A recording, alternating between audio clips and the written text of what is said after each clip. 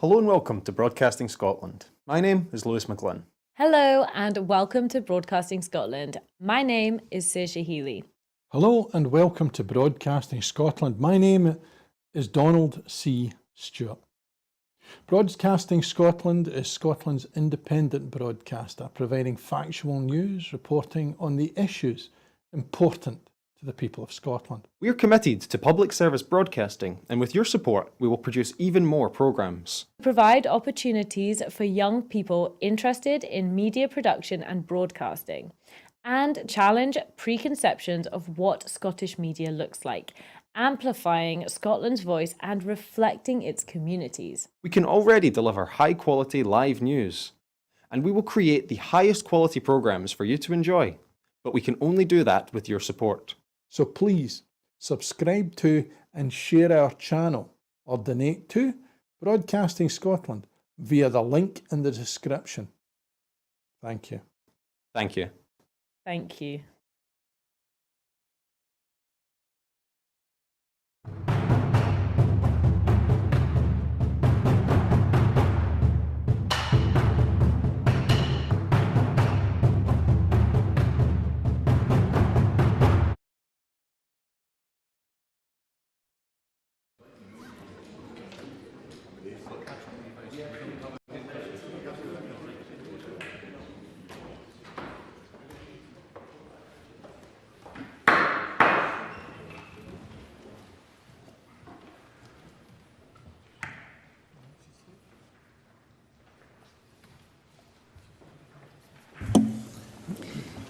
Good afternoon. The first item of business is time for reflection, and our time for reflection leader today is Reverend Dan Robertson, the minister at Davidson Mains Parish Church. Presiding officer, members of the Scottish Parliament, thank you for the opportunity to address you this afternoon. I wonder what your earliest memory of the Nativity story is. Maybe you got to play a part when you were at school. And if you did, I wonder what part you played. And I wonder what you thought of that part. Because there was a definite pecking order. Even at that young age, we knew it. Top billing, Mary and Joseph. Then there was Angel Gabriel and wise men. Below them were the angels in the choir, then there were the lowly shepherds. The higher the billing, the more important you were, the closer you got to be to Jesus. I remember the Joseph of my nativity feeling that being Joseph made him a somebody rather than a nobody. And some of that came out in not good ways. Because thinking that you're a somebody and others are nobodies has a habit of coming out in not good ways. I know about Joseph because it was me. What I missed as a 5-year-old and for many years was that the Christmas story turns the whole pecking order on its head. It speaks of a teenage mother, a carpenter stepdad, outsiders and those looked down upon shepherds being invited to get up close and personal with Jesus, who Christianity claims is actually God. It speaks of self-important King Herod being repelled. And the Christmas story speaks of a loving, down-to-earth God who comes into this beautiful and broken world to save us from I'm a somebody and they're nobody inclinations. Christ at Christmas calls us to reconsider the pecking order way of living, which either sinks us when we fail to live up to other people's standards or our own, or puffs us up with pride and leaves us looking down on others. The Christmas story calls us to consider that we are all more fragile and insecure and self-centred than we care to think, and more loved, welcomed and wanted than we dare to believe. It goes on to deliver the good news that in Christ we have a God dying to love us, dying to forgive us, and dying to be our friend. One whose love is stronger than death. If he rose from the dead, as is claimed. Jesus invites us to consider our value, the value of others, and how close to him we want to get. Merry Christmas and Happy New Year.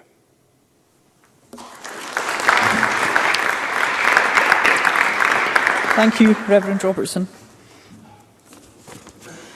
The next item of business is topical questions. In order to get in as many members as possible, succinct questions and responses would be appreciated. And I call at question 1, Liam Kerr.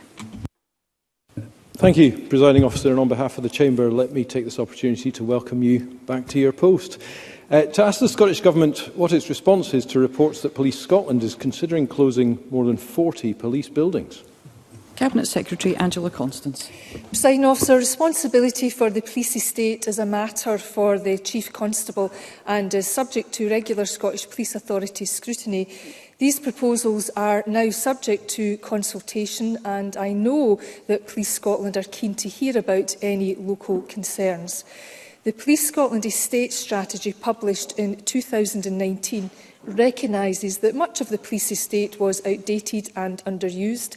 In delivering the strategy, Police Scotland has prioritised co-location with partner organisations in modern, well-equipped accommodation, with more than 60 co-locations delivered across the country thus far. Liam Kerr. In Aberdeen, it's reported that 5 stations, that's Maastricht, Rosemount, Seaton, Windhill and Torry, may all close. Now, SPF General Secretary David Kennedy says these closures are due to a lack of funding from the Scottish Government and will be devastating to community policing. Does the Cabinet Secretary agree with the police, and has she demanded that today's SNP budget avoids inflicting yet more pain on our police, our communities and Scotland? Cabinet Secretary. Presiding Officer, I will of course leave it to the Deputy First Minister in the not too distant future to outline this Government's budget, which of course will prioritise public services, and as Justice Secretary I am aware that the #1 priority of any government is to protect the public. It is of course a matter for consultation. Mr Kerr and other colleagues in the North East will want to feed the very specific comments around any proposed closures in Aberdeen or elsewhere. I know that Police Scotland stand ready to engage on the detail of any local concerns. With respect to funding, I would like to advise Mr Kerr that through capital receipts, Police Scotland has invested £31 million back into the police state from relinquishing disused or old buildings. And I would also remind him that this Government has continued to make year-on-year investment in policing, including the doubling of the capital budget since 2016-17. Liam Kerr. The police do well with what they are given by this Government, but due to slashed police budgets in September, Aberdeen was also chosen as the guinea pig for a pilot scheme in which some crimes in the city will not be investigated. So, Cabinet Secretary, what criteria will be used to judge if that pilot has been a success? What impact has it had on Aberdeen's communities? And is it the Cabinet Secretary's intention that the pilot be rolled out across Scotland? Cabinet Secretary.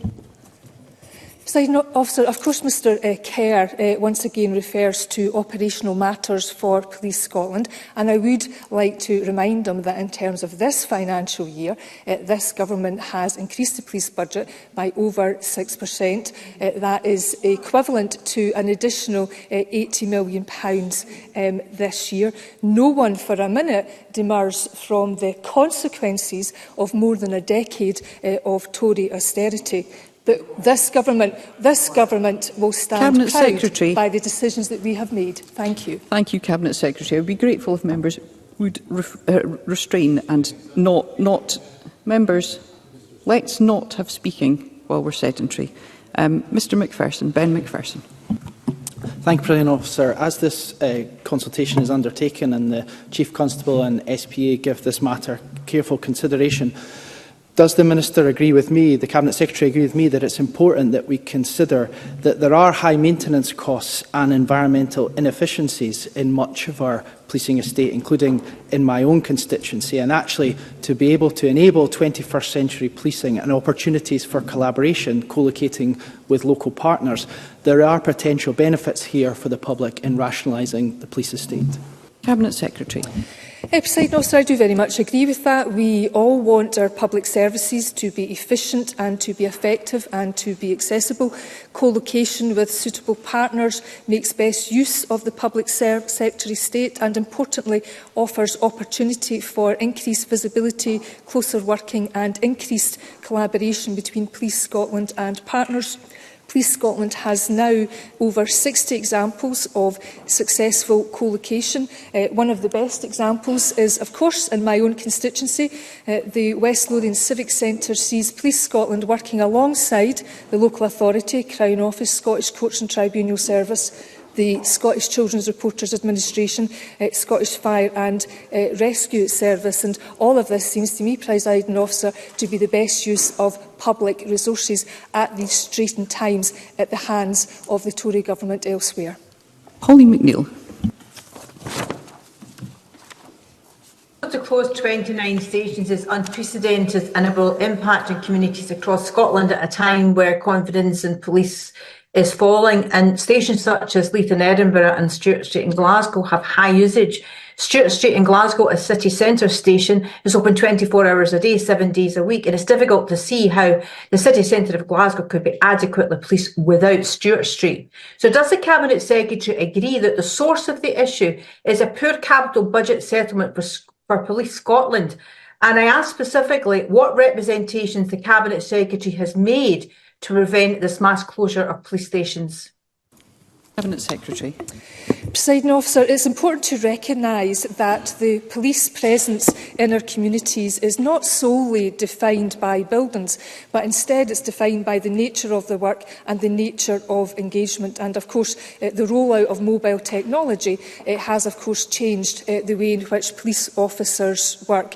She of course raises very specific matters in relation to police stations in the centre of Glasgow. I am sure that Ms McNeill will make her feelings known as part of the public consultation. And as we all know, Presiding Officer, that capital has not been inflation-proofed by the UK Government, but nonetheless, this government has more than doubled the capital budget for policing since 2017-18. Jamie Green. Thank you, Presiding Officer. I don't think it's the co-location that's the issue. The issue that people have is that if the new facilities are not true like-for-like replacements, we may, for example, see loss of facilities such as holding cells. In the case of Greenock, for example, this may mean officers will have to go to Govan or Clydebank with the arrested or the accused. Can I ask if the Cabinet Secretary shares my concern that modernisation or so-called rationalisation must never come at the expense of public safety or indeed officer productivity? Cabinet Secretary. Presiding Officer, if Mr Green was aware of the publication of the news release by Police Scotland last week, he would have seen that the safety and well-being of their officers and staff was very much paramount, and is not the only reason, but is one of the reasons for driving them forward in terms of implementing an estate strategy that ensures that not only do the public have fit-for-purpose facilities, but also the officers and their staff have fit-for-purpose facilities as well. Thank you. Move to question number 2, and I call Liam McArthur. Thank you. To ask the Scottish Government whether it will provide an update on the rollout and use of tasers within Police Scotland in light of reports that they've been used 131 times and discharged 9 times against children since 2018. Cabinet Secretary Angela Constance.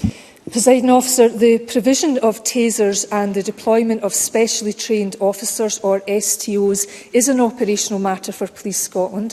Since the initial deployment of STOs in June 2018, Police Scotland received approval from the Scottish Police Authority's Police and Performance Committee in September 2021 to enhance its taser capability to around 2,000 STOs.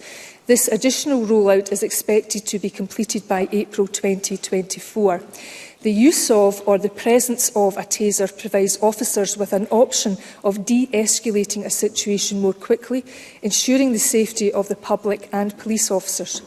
Every incident attended is judged on its own merits, and every discharge of a taser is reported to the Independent Police Investigations and Review Commissioner. Of the 9 times a taser was discharged against a child under the age of 18, 7 were judged proportionate and 2 remain under investigation by the Commissioner.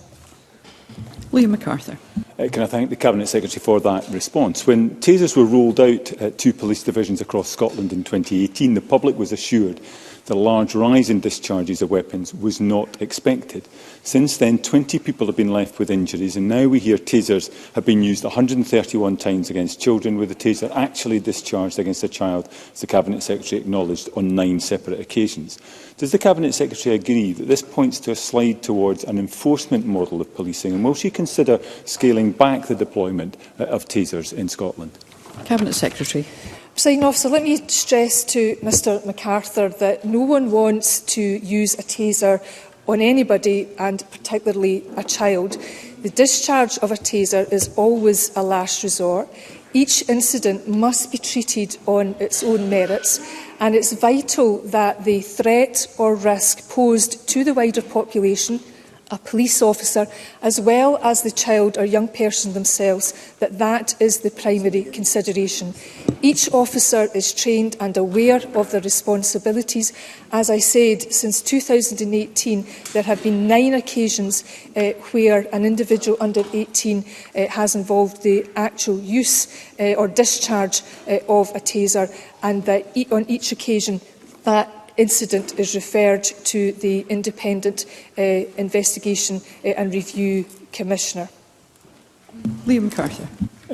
Can I thank the Cabinet Secretary again for that response? And as she acknowledges, the use of tasers on children does give rise to particular concerns. Not only are children at increased risk of long-term physical injury from high-voltage shocks, but sustained psychological trauma can also result from such encounters with police. Last week, this Parliament unanimously agreed legislation incorporating the UN Convention on the Rights of the Child into Scots law, with UN representatives, Scottish children rights campaigners and others calling for a complete ban on the use of tasers against children. Will the Cabinet Secretary now give that proposal proper consideration? Cabinet Secretary. Presiding Officer, I hope to give some reassurance to Mr McArthur. There are, of course, 2 pieces of legislation that are highly relevant in this regard. Tasers are prohibited weapons under the 1968 firearms legislation, which is reserved, and any police force wishing to deploy tasers can only do so with approval from the Home Secretary. He is right to point to the unanimous passing of UNCRC legislation by this Parliament, and we hope that royal assent will be achieved at the start of next year. And that bill will require all public authorities to report on a regular basis how they are complying with the requirements of UNCRC with respect to devolved duties. It may be of some reassurance to Mr McArthur, and I'm happy to write to him in detail, that the training in and around the deployment of tasers is robust and it is rigorous, it is scenario-based, and there is also the role of the National Advisory Group, which includes advocacy organisations in relation to human rights and children's rights, and that informs the Equality and Human Rights Impact Assessment. Martin Whitfield. I'm very grateful, Presiding Officer. I thank for the response to this question. But in the previous response, the Cabinet Secretary confirmed that the taser regulations are in fact reserved. So the UNCRC that we passed so successfully here cannot be used by children. So will the government take steps in the near future to ensure that the UNCRC notifies this specific element so that young people who are affected in this way, as is the call for the UN Committee on the Rights of the Child, to seek protection under their human rights here in Scotland? Cabinet Secretary. Presiding Officer, this Government will always strive to advance the rights of a child. It is also the right of every child to be protected in very difficult circumstances. And I will, of course, I'm happy to correspond with Mr Whitfield and indeed any other MSP on this matter, because I'm conscious that time is running out, Presiding Officer, and there are some complexities on this matter. But if I could give some reassurance in and around the training that police officers receive on this matter to deal with highly fluid situations where they have a duty to protect police officers, members of the public and not least a child or young person who is at risk or at distress. And Audrey Nicholl. Thank you. Discharging a taser carries significant responsibility for officers. Therefore, it's absolutely vital that they undergo thorough training before they're authorised to carry a taser. Excuse me, Ms Nicholl, a moment. I appreciate that people are coming into the chamber, but I'd be grateful if everyone could do so quietly. Ms Nicholl. Therefore, it's vital that officers undergo thorough training before they're authorised to carry a taser, with a focus on de-escalation and an understanding of the incidents in which it may be appropriate to use a taser. So can I ask the Cabinet Secretary to outline the processes in place to ensure this is the case? Cabinet Secretary. Presiding Officer, taser use is limited to specially trained officers who must undergo rigorous training, and each officer to qualify to use a taser and take part in yearly refresher training in order to continue to be issued with a device. Ms Nicholl touches on an important point that given the discharge of tasers in comparison with their overall use, that would demonstrate that in very difficult situations that the presence of an officer who is trained to use a taser does actually enable the de-escalation of an incident. And furthermore to that, the deployment of tasers also allows the de-escalation of incidents from a safe distance. But, Presiding Officer, it is a complex matter where the rights and responsibilities of all has to be protected, and I'm happy to correspond further with members. Thank you. That concludes topical questions. The next item of business is a statement by Shona Robertson on the Scottish Budget 2024 to 2025. The Cabinet Secretary will take questions at the end of her statement, and so there should be no interventions or interruptions. And I call the Deputy First Minister and Cabinet Secretary for Finance. Presiding Officer, it is an enormous privilege to present my first budget, one that is built on our values, setting out in tough times to protect people, sustain public services, support a growing sustainable economy and address the climate and nature emergencies. Our values of equality, opportunity and community are missions that should be at the core of any social democratic government. They are our guiding lights in difficult times, and this is a government committed to equality through tackling poverty and protecting people from harm. At the heart of this budget is our social contract with the people of Scotland, where those with the broadest shoulders are asked to contribute a little more, where everyone can have access to universal services and entitlements, and those in need of an extra helping hand will receive targeted additional support. That is what we mean when, in the face of Westminster austerity, we say that we will always stand up for Scotland. This budget is set in turbulent circumstances. At the global level, the impacts of inflation, the war in Ukraine and the after-effects of the pandemic continue to create instability. In the UK, the combined effects of Brexit and disastrous Westminster policies mean that we are uniquely vulnerable to those international shocks. Recent research by the Resolution Foundation concluded that the UK is now defined by the toxic combination of low growth and high inequality, a stagnation nation. Despite this, our economy has been resilient. Unemployment is low at 3.8%, and average earnings in Scotland are growing faster than the UK. Scotland is the top-performing economic area outside London in the South East, and it's the third largest in terms of wages and gross value added per person in 2021. And of course, we have a record number of foreign direct investment projects that were secured in Scotland last year.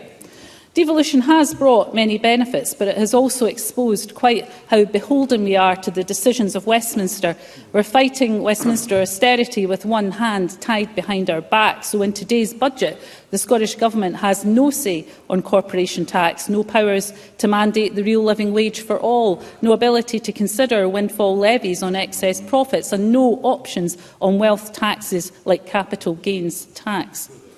Last month's autumn statement was a worst-case scenario for Scotland, a fiscal settlement from the UK Government that undermines the viability of public services across the whole of the UK, including here in Scotland. Our block grant funding for this budget, derived from UK Government spending decisions, has fallen by 1.2% in real terms since 2022-23. Our capital spending power is due to contract by almost 10% in real terms over 5 years. Under his own fiscal rules, the Chancellor could have invested £27 billion more in core services and critical national infrastructure, but he didn't. Instead, he prioritised tax cuts at the expense of public services. For example, members of Parliament will receive a £754 tax cut at the expense of funding the NHS and other vital public services. That can't be right, Presiding Officer. And disgracefully, the motivation for this choice is obviously not the national interest, but instead the electoral interests of the Tory party ahead of the coming general election. But be in no doubt, while Scotland remains in this union, we will continue to pay the price of Westminster austerity.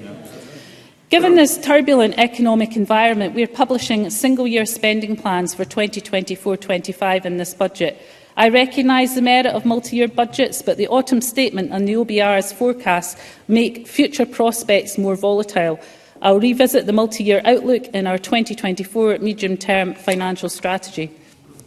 Presiding Officer, I am very grateful to both the Scottish Fiscal Commission and the Office for Budget Responsibility for their engagement in this budget process. I have, of course, used the tax and social security forecast prepared by the Scottish Fiscal Commission. We have also worked with our Scottish Green Party colleagues to present a budget that is true to our shared priorities.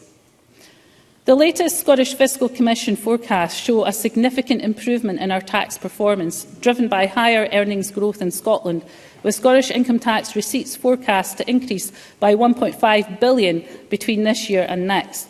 This is positive news and has also contributed to Scotland's improved income tax position for 2024-25. On income tax, we will make no changes to the starter, basic, intermediate and higher rates of 19%, 20%, 21% and 42%. We will increase the starter and basic rate bands by inflation to 14,876 and 26,561 respectively. I will maintain the higher rate and top rate thresholds at their current levels of 43,662 and 125,140. Maintaining the higher rate threshold in 2024-25 will add an additional £307 million to the income tax forecast as estimated by the Scottish Government.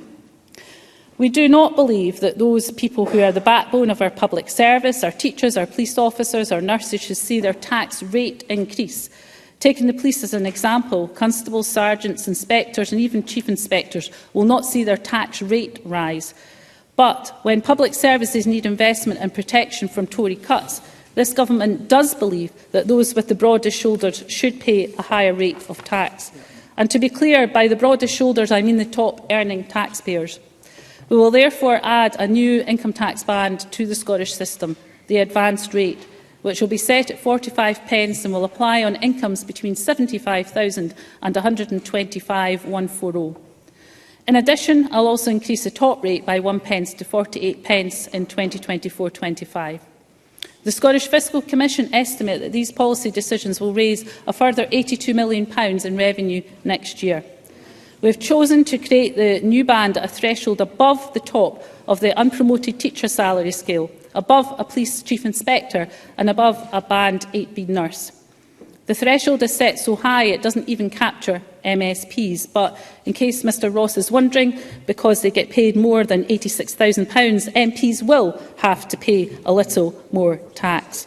Combined, the income tax policy I have outlined will grow our much-needed revenues by £389 million.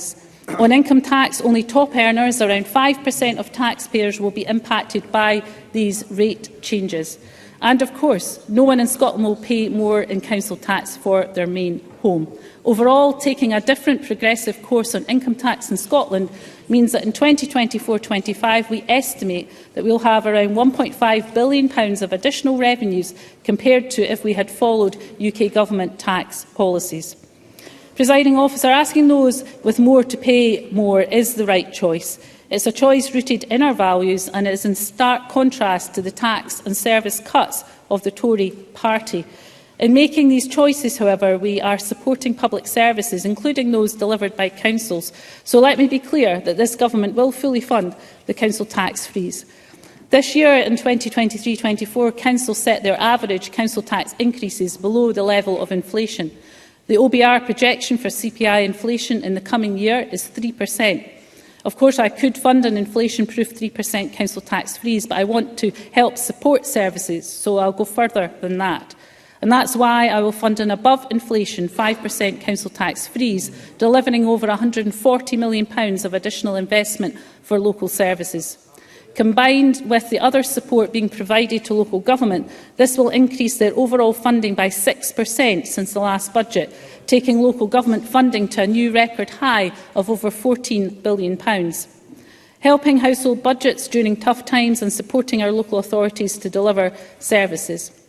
Presiding Officer, I can confirm on other devolved taxes that I intend to make no changes to land and buildings transaction tax rates or bans, and that we will introduce legislation to increase the Scottish landfill tax rates in line with planned UK landfill tax increases.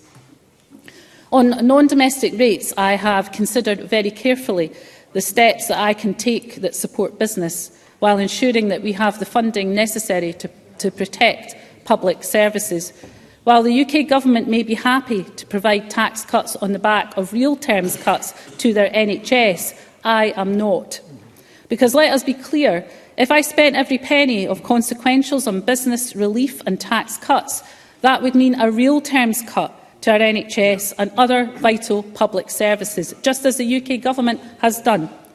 However, I have to also be clear that I will take a balanced approach through this budget, and that includes on how we can support businesses through non-domestic rates. The number one ask we've heard on NDR have been calls to freeze the poundage. I'm therefore happy to announce that we will freeze the poundage on the basic property rate, protecting businesses with a rateable value up to and including £51,000 from the impact of inflation by freezing the poundage. That's forecast to save ratepayers £37 million compared to an inflationary increase. Alongside inflationary increases in both the intermediate and higher property rates, this will still ensure that Scotland has the lowest rate for all but the largest properties for the 6th year in a row. I am pleased to confirm that in this budget we will maintain the small business bonus scheme, ensuring that 100,000 properties are taken out of rates altogether. For the hospitality sector, we recognise the pressures that they face, and that's why this year we are going to work through the New Deal for Business Group to take forward 2 actions to be implemented in our budget for next year. First, we will work with the sector to explore long-term targeted solutions and better promotion of existing reliefs, rather than relying on short-term steps that do little for their future sustainability. And second, to examine with the Scottish assessors the valuation methodology for the hospitality sector to address the concerns that have been raised that it is not truly reflective of the experiences of these businesses. In addition, in recognition of the unique challenges faced by the hospitality sector in our island communities, we will, in this budget, introduce 100% relief for hospitality properties in our islands, capped at £110,000 per business. And we'll take forward the other measures, the 2 actions that I mentioned earlier, in our budget for 2025-26. Presiding Officer, we will prioritise tackling poverty and protecting people from harm. One child or household in poverty is one too many. This budget prioritises support for low-income households centred around a cash-first approach. So it is here driven by our priorities, by our values, that will make our largest single investment. We'll invest £6.3 billion in social security benefits and payments, an increase of over £1 billion compared to 2023-24.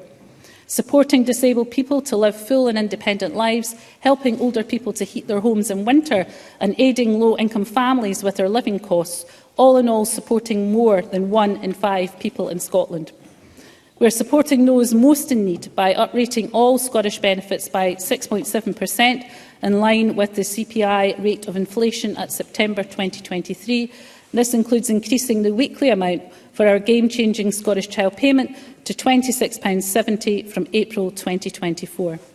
The Scottish Child Payment lifts children out of poverty and stands as an example for anyone looking to form the next UK Government of the action that can be taken if you're true to your values. Presiding Officer will continue to deliver free school meals for all children in primary 1 to 5 and special schools, and will invest £43 million in estate upgrades to support the delivery and expansion of free school meals. This includes extending the rollout of free school meals for primary 6 and primary 7 children in receipt of the Scottish Child Payment, providing more children with access to healthy meals during the school day. Presiding Officer, due to Westminster mismanagement of our economy, too many households are worrying about debt. With our limited powers, there is only so much we can do. However, where we can step in, we will. That's why I'm pleased to confirm that we'll provide local authorities with £1.5 million to cancel school meal debt, removing a worry hanging over families up and down the country who are struggling to make ends meet. I can also confirm that through this budget we'll keep the promise to Scotland's care-experienced children and young people, providing £50 million through the whole family wellbeing funding for holistic family support. Presiding Officer, we recognise the importance of high-quality childcare. That's why in 2024-25 we'll continue to invest in a more flexible childcare system which offers families access to more local options, and will expand our innovative childminder recruitment and retention pilots to grow this essential part of the childcare workforce by 1,000 more by 2026-27. Affordable housing is a key area for supporting many to find a home, and that's why we will invest over £550 million in the Supply programme, helping deliver homes for social rent, mid-market rent and low-cost home ownership in communities across Scotland. Presiding Officer, I've said throughout this budget that it's a statement of our values. Unlike some, this Government does not think homelessness is a lifestyle choice. We know that those who are homeless need support, not just with housing, but often with other complex challenges that they are facing. That's why in 2024-25 we will commit over £90 million in discretionary housing payments and £35 million of additional funding for specific action to end homelessness and reduce the number of households living in temporary accommodation, which is over and above the homelessness funding provided through the local government settlement. And it's because we follow our values that we're providing direct support to people tackling poverty and working to achieve a more equal Scotland. Our ability to ensure employment opportunities are available and provide the support required to tackle poverty is reliant on us seizing the huge opportunities that exist in Scotland to build a fair, sustainable and growing economy. Businesses are critical to creating good jobs, delivering fair wages, expanding Scotland's tax base and to help tackle poverty and improve our public services. This budget and the New Deal for Business support our national strategy for economic transformation. Only yesterday, the Fraser of Allender Institute published a study showing that the renewable energy sector supported more than 42,000 jobs across the Scottish economy and generated over £10.1 billion of output in 2021.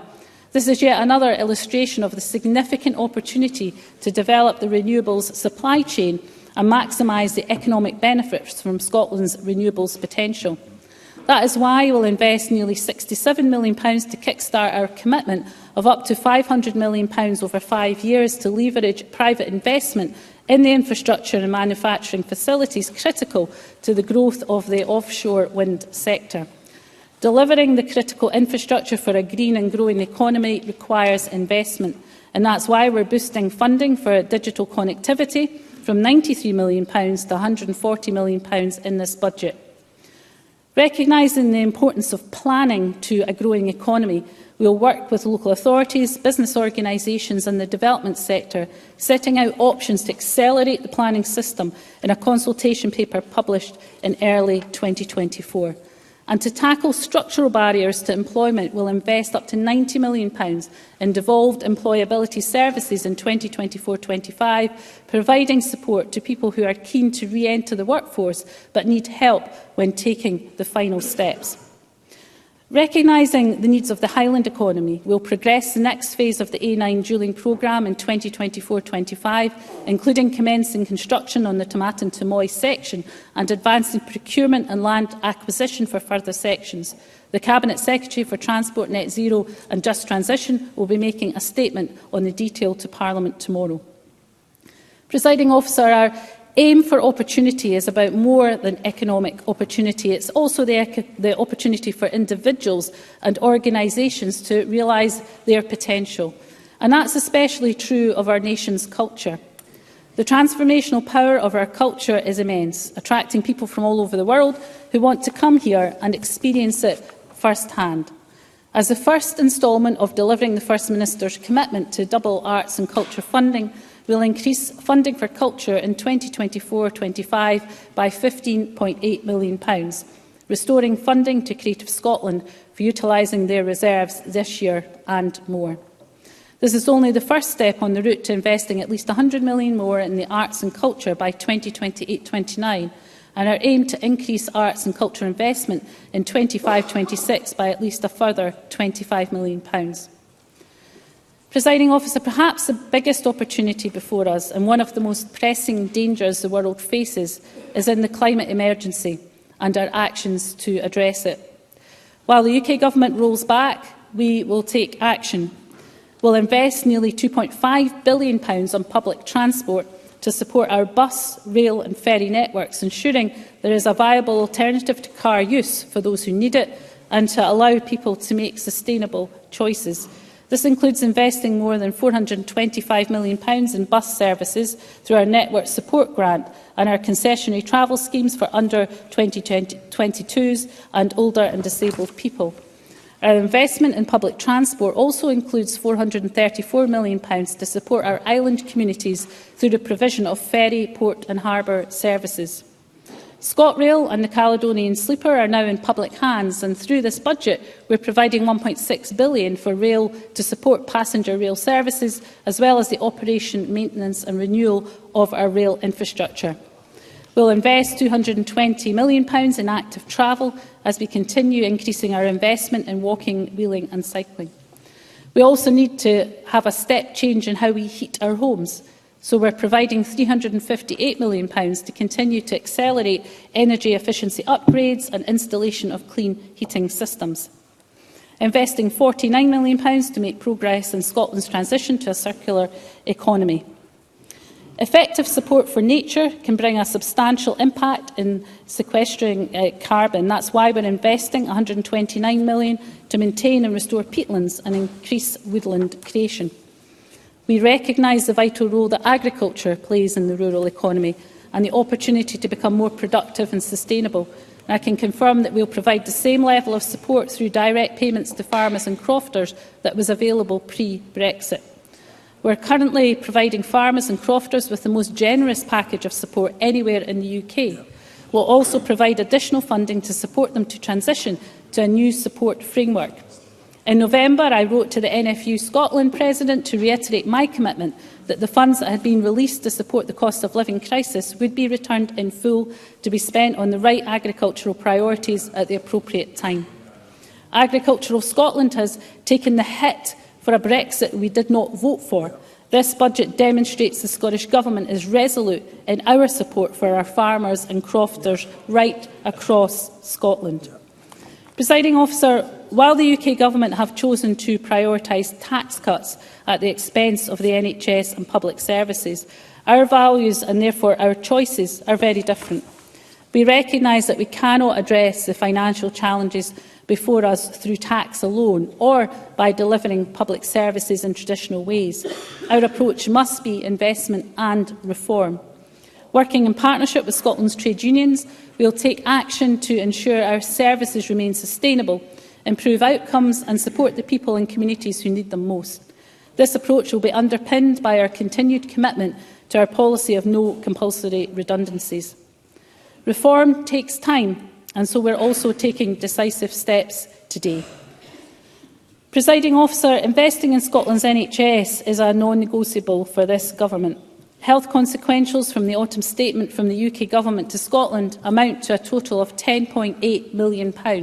That's equivalent to 5 hours of NHS Scotland activity. It's evident from the autumn statement that the UK Government has no intention of funding pay uplifts for staff in England. Instead, as many independent analysts have said, we're looking at deep, real terms cuts to public services across Scotland. We choose to take different choices in Scotland, and that's why we're delivering an increase of over £550 million to NHS frontline boards, a 4.3% uplift, taking their total investment to over £13.2 billion. That's above real terms protection for the NHS in Scotland in the face of UK Government austerity and a real terms cut to the NHS in England. This investment will help the NHS continue to evolve its delivery of services and work to improve waiting times. New services and innovations will need a step change in our reform programme, and that's why we'll take forward a national conversation to help shape the NHS for the future. In stark contrast to others who, in their words, are keeping the door wide open for the private sector in our NHS, we remain absolutely committed to keeping our NHS publicly owned, publicly operated and free at the point of need. We know that one of the keys to a successful NHS is the successful provision of social care, so that everyone has access to consistently high-quality care whenever they need it. We are investing £2 billion in health and social care integration, meaning that we're already exceeding our commitment to increase social care investment by 25% by the end of this Parliament, 2 years early. We're supporting hard-working social care and early learning and childcare workers in the private, third and independent sectors by providing over £200 million of additional funding to raise pay to at least £12 an hour from April 2024. That's the equivalent of a rise of £2,000 for full-time workers a year, a pay rise of over 10% in a year. We recognise that disabled people living in Scotland face particularly difficult barriers, and that's why we're reopening the Independent Living Fund. This will enable up to 1,000 disabled people in Scotland to access the support they need and deserve to live independent lives. One of our key partners in the delivery of services is, of course, local government. And through our partnership with local government under the Verity House Agreement, we will work with COSLA to empower councils through a new fiscal framework, which also increases discretion to determine and set fees and charges locally. Through the fiscal framework, we will also seek to ensure that distribution arrangements continue to meet the needs of our remotest communities and changing population. One of the key services that councils deliver, of course, is schools. And delivering excellence and equity in Scottish education remains a top priority for the Scottish Government. This requires meaningful engagement with students, teachers, families, support staff and communities that rely on our education system. We remain committed to investing £1 billion over the course of this Parliament to tackle the poverty-related attainment gap. This long-term targeted investment improves outcomes for children and young people and helps break the cycle of poverty, with recent statistics showing record levels of literacy and numeracy attainment at primary school level and improvements in secondary. As part of this, £130 million of pupil equity funding will continue to empower head teachers across Scotland to invest in the best approaches to improving literacy, numeracy and health and well-being of the children and young people in their schools. We will continue to provide £145.5 million to councils to maintain teachers in the system and enable councils to offer permanent contracts to our education workforce. And we're taking action to support our colleges, universities and skills system with over £2.4 billion of investment, including protecting free tuition and driving forward our commitment to widening access. Presiding Officer, safety and security of the public is one of the most important duties of any government. And that's why we will invest £1.55 billion in policing in 2024-25, increasing the Scottish Police Authority resource budget by 5.6%, an additional £75.7 million, a real terms increase for Police Scotland, providing the resources needed to support frontline service delivery. We're also increasing the police core capital funding by 12.4% to £64.5 million for investment in the police estate, technology and fleet. Another key blue light service is, of course, the Scottish Fire and Rescue Service. We've listened to and engaged with SFRS. That is why next year we'll provide them with a resource uplift of £13.5 million and increased capital investment of £10.3 million, enabling the service to improve its facilities. For the Scottish Prison Service, we're committing an additional £38.6 million to their resource budget, an additional 10% to meet their rising costs. We'll also invest in the modernisation of the prison estate, providing £167 million in capital funding, progressing much-needed replacements for HMP Inverness and HMP Barlinnie. Presiding Officer, I know there will be members who want us to go further in different areas in this budget. I would remind them that we are in a situation, because of the constraints placed upon us by a UK government, that does not share our values, our principles or our commitment to public services. Thank you, members. Quite simply, we cannot spend money that we do not have, and we can't mitigate every cut made by the UK government.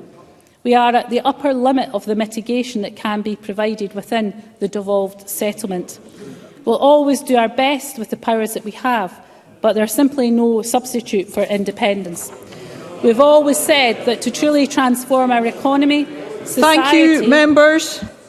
We've always said that to truly transform our economy, society and public services, and to reap the benefits of Scotland's resources for current and future generations, we need the full powers of independence and to retake our place in the European Union.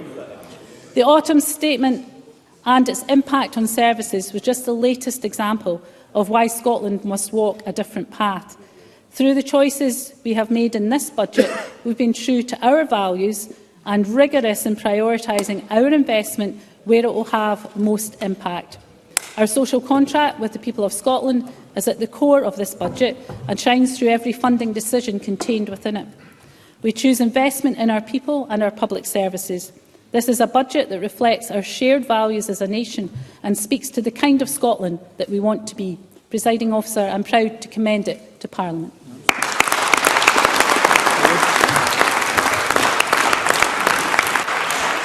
Thank you. Thank you. The Cabinet Secretary will now take questions on the issues raised in her statement. I intend to allow around 60 minutes for questions, after which we'll move on to the next item of business. I'd be grateful if members who wish to put a question were to press their request to speak buttons. And I call on Liz Smith. Thank you, and I'm sure it's very good to see the presiding officer back in the chair.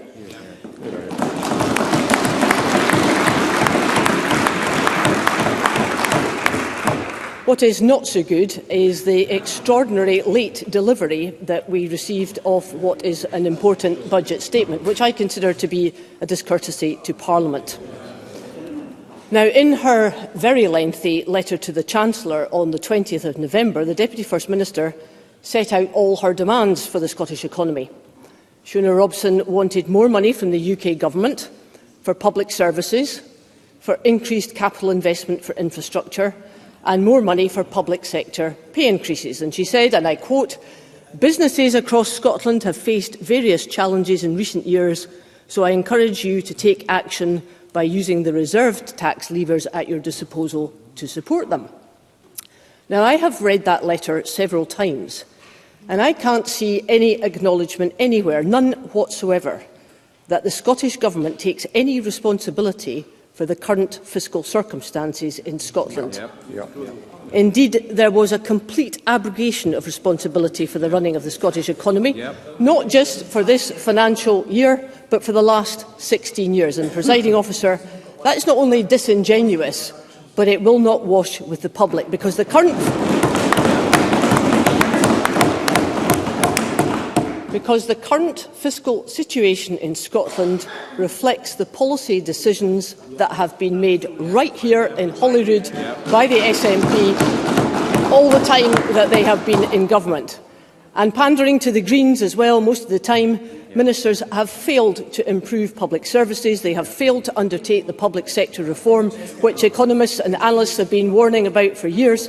And they have failed miserably to grow the economy, thereby starving Scotland of much-needed revenue required to close the gap on the huge bills for public expenditure. Indeed, if the Scottish economy had grown at the same rate as the UK economy over the same time that the SNP had been in power, we'd have had a lot of extra billions to spend, just as we would have done if we hadn't had billions of taxpayers' money wasted on failed projects. So of course, the Scottish Government... Miss Smith, if you might give me a moment. I must ask that we don't have shouting from the front bench. Members, let's hear one another in this important session. Miss Smith.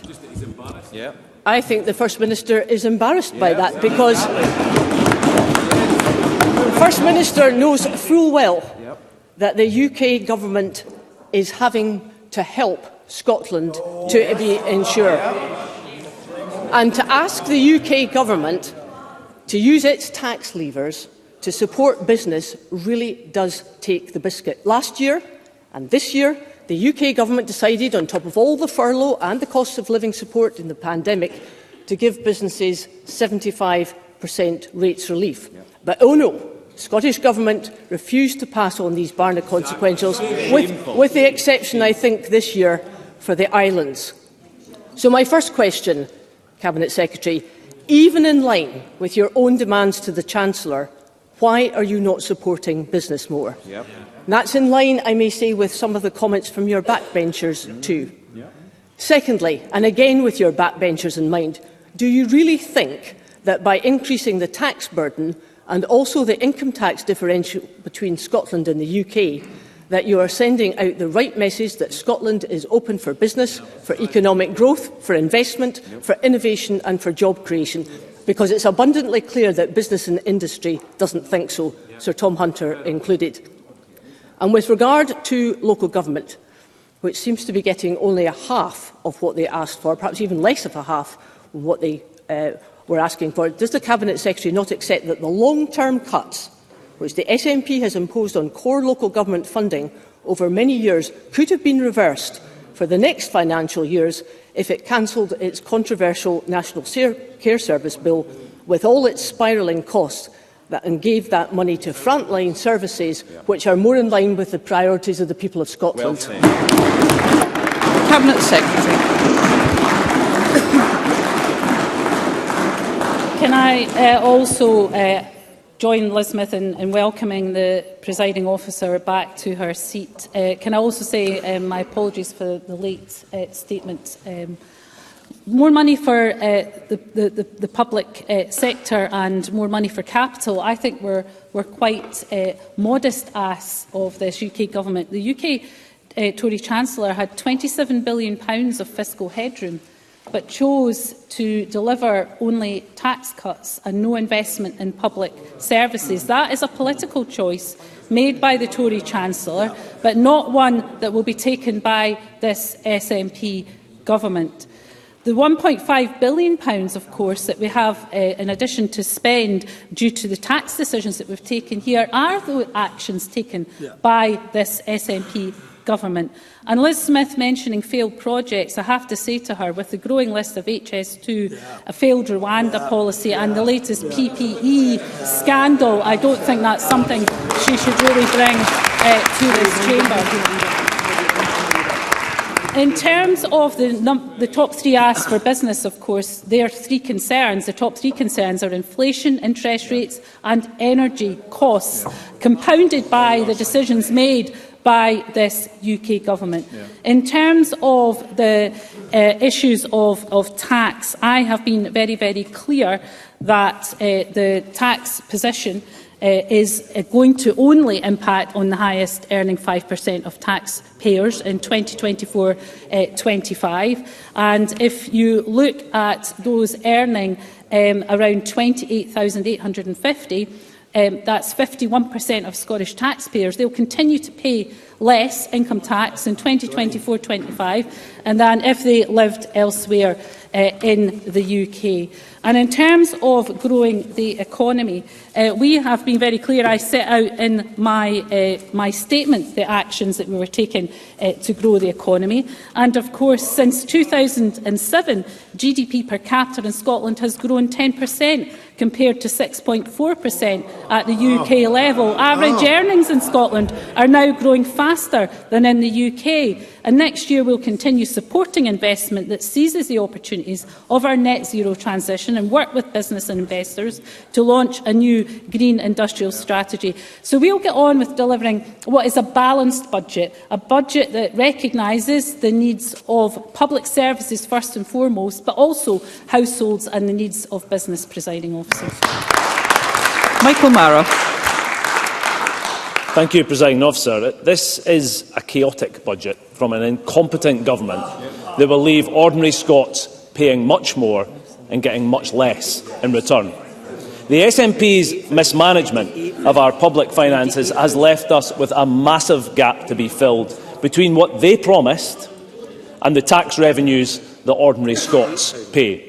That's an SNP waste gap, it's an SNP incompetence gap, and it's a huge SNP growth gap. If Scotland's economy had kept pace with other parts of the UK, it would now be £8.5 billion larger. And the failure of this government over 16 years to focus on the priorities of country rather than party means they now need the taxpayers to bail them out as a result. And, Presiding Officer, it is chaos. There's no other word for it. They were raising council tax by 22% and suddenly, unbeknownst to civil service or even to the Cabinet, they were freezing it. They had a plan to cut thousands of jobs in the public sector. Then the Deputy First Minister came to Parliament and said the plan was cancelled. Now the plan for thousands of job cuts is back with a vengeance. The Deputy First Minister invited all opposition parties to suggest their cuts, and then Humza Yousaf announced £1 billion of conference spending commitments as he panic-spent public money following the Rutherglen by-election. And now we're told the black hole is the biggest it's ever been. They have neglected the day job of growing the economy and delivering public services for Scotland. Tax cannot and should not be used as a substitute for economic growth, because NHS waiting times are soaring. Cancer waits up again this very day. GP services and NHS dentistry, a fiction, Presiding Officer, for many across our country. But it does not need to be like this. Scotland cannot accept more managed decline from the SNP with two incompetent governments across the UK. Scotland needs change, and, Presiding Officer, change is coming. So, Presiding Officer, does she, the Deputy First Minister, accept that her government's failure to grow Scotland's economy means we are lagging behind England and Wales? Will this horrendous budget mean, what will it mean for the 1 in 7 Scots currently on an NHS waiting list? How many more Scots will be on NHS waiting lists by next year? How many public sector workers will be made redundant as a result of this budget? And why does she think the hard-pressed people of Scotland should bear the brunt of her government's failures in higher taxes and cuts to services? Cabinet Secretary. Well, I'm not sure in there whether Michael Mara is saying that he is against those with the broadest shoulders paying a bit more, and therefore there would be less revenue. There would be less revenues for public services. So I take it what Michael Mara is confirming today is that the Labour Party would see £82 million less investment in public services. So that is now on the record, and I think that is something that is incredible for a Labour finance spokesperson. Today, the Welsh Labour government, of course, set their budget. And this is what the Welsh Finance Minister, Rebecca Evans, had to say. She said, we've had to take some really difficult decisions to radically redesign our spending plans to focus funding on the services which matter most to the people of Wales. We've been presented with the most stark and painful budget choices in the devolution era, and we've had to reshape departmental spending plans so that we can invest more in our schools and protect the NHS. Those are exactly the same issues facing this government. So why is it that Michael Mara and the Labour Party in this place support the position of the Welsh Labour government in putting the blame where it lies at the UK government's door, but they come here and don't accept the same premise for this Scottish government? Let me be really clear. In my statement, I've been clear that we are prioritising funding for the NHS and vital frontline services, and we are raising revenues in order to do that. And in terms of jobs in the public sector, as Michael Mara knows, we have a position very clearly of no compulsory redundancies. So we will work with our trade union colleagues in making sure that we reform our services in a way that can make them sustainable and high quality. That's what we'll get on. We'll just leave Michael Mara and the Labour Party to whinge from the sidelines, as they always do. Alex Cole-Hamilton. Thank you very much, Presiding Officer, and welcome back. The SNP has spent years ignoring expert warnings about the lack of a long-term economic strategy, about the impact of its failure to grow the economy. And Scotland needs predictability and a long-term plan for both tax and the wider economy, not erratic changes that will undermine confidence. We now know from this budget who is going to pay the price. Everyone who is currently going without social care that they need. Parents who can't access childcare. Pupils left behind as Scotland slides down the international rankings. Presiding Officer, councils are on the brink and education is half of what they do. The vulnerable, pupils, taxpayers, all suffering the cost of SNP Green incompetence, from ferries to the white elephant takeover of social care. This is about priorities. So can I ask the Cabinet Secretary, why is her government slashing energy efficiency in the middle of a climate emergency? And why is she slashing the housing budget in the middle of a housing emergency? Cabinet Secretary. Well, in the face of a 10% cut to our capital budget from the UK Government over the next 5 years, we are taking the action we need to prioritise the investment in our vital infrastructure. Can I say to Alex Cole-Hamilton, there's nothing erratic about making sure that our tax decisions raise £1.5 billion of additional revenues that would not be there had we followed the UK Government tax policy. And we are, as I set out in my statement, very clear about investment in the front line. Let me talk, you mentioned local government. The total resource budget has increased by £840.3 million since the 23-24 budget. That's 6.8% cash and 5% real terms increase. On top of the growth, the budget also makes available up to £144 million to support councils to freeze their council tax. So in total, the budget makes over £14 billion of funding available to councils should they agree to freeze the council tax. That is a record level of funding to local government, over £14 billion. Alex Cole-Hamilton should have maybe looked at the figures before he came to this chamber. Thank you. I would advise members that obviously there's a considerable interest in asking questions, and therefore we will need to have shorter questions and shorter answers. And I call Kenneth Gibson to be followed by Roger Fraser. Thank you, Presiding Officer. The Deputy First Minister had to make very difficult choices, not least because of decisions made by the Chancellor in his autumn statement, such as freezing capital expenditure at a time of high inflation. What will be the impact of such a freeze on public investment in Scotland's infrastructure, productivity, economic growth and labour market participation? And does she agree that widening the tax base, nurturing new business start-ups and backing innovation would boost our economy and help deliver the resources needed to fund our public services? Cabinet Secretary.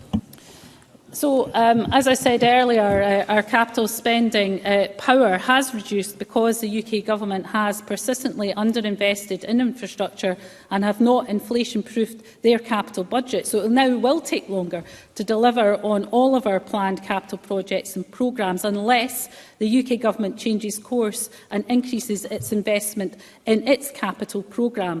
Despite these cuts, though, we are using all of our powers to maximise the funding available to support employment and indeed to support the economy, achieve net zero and maintain high-quality public services and infrastructure.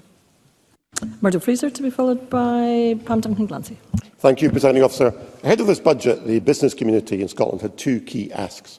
Firstly, that the income tax differential with the rest of the UK should not be widened, and secondly, that the Chancellor's 75% rates relief for retail, hospitality and leisure businesses delivered in England for the second year would be replicated here. In both cases, the Finance Secretary has decided to do the opposite of what they asked.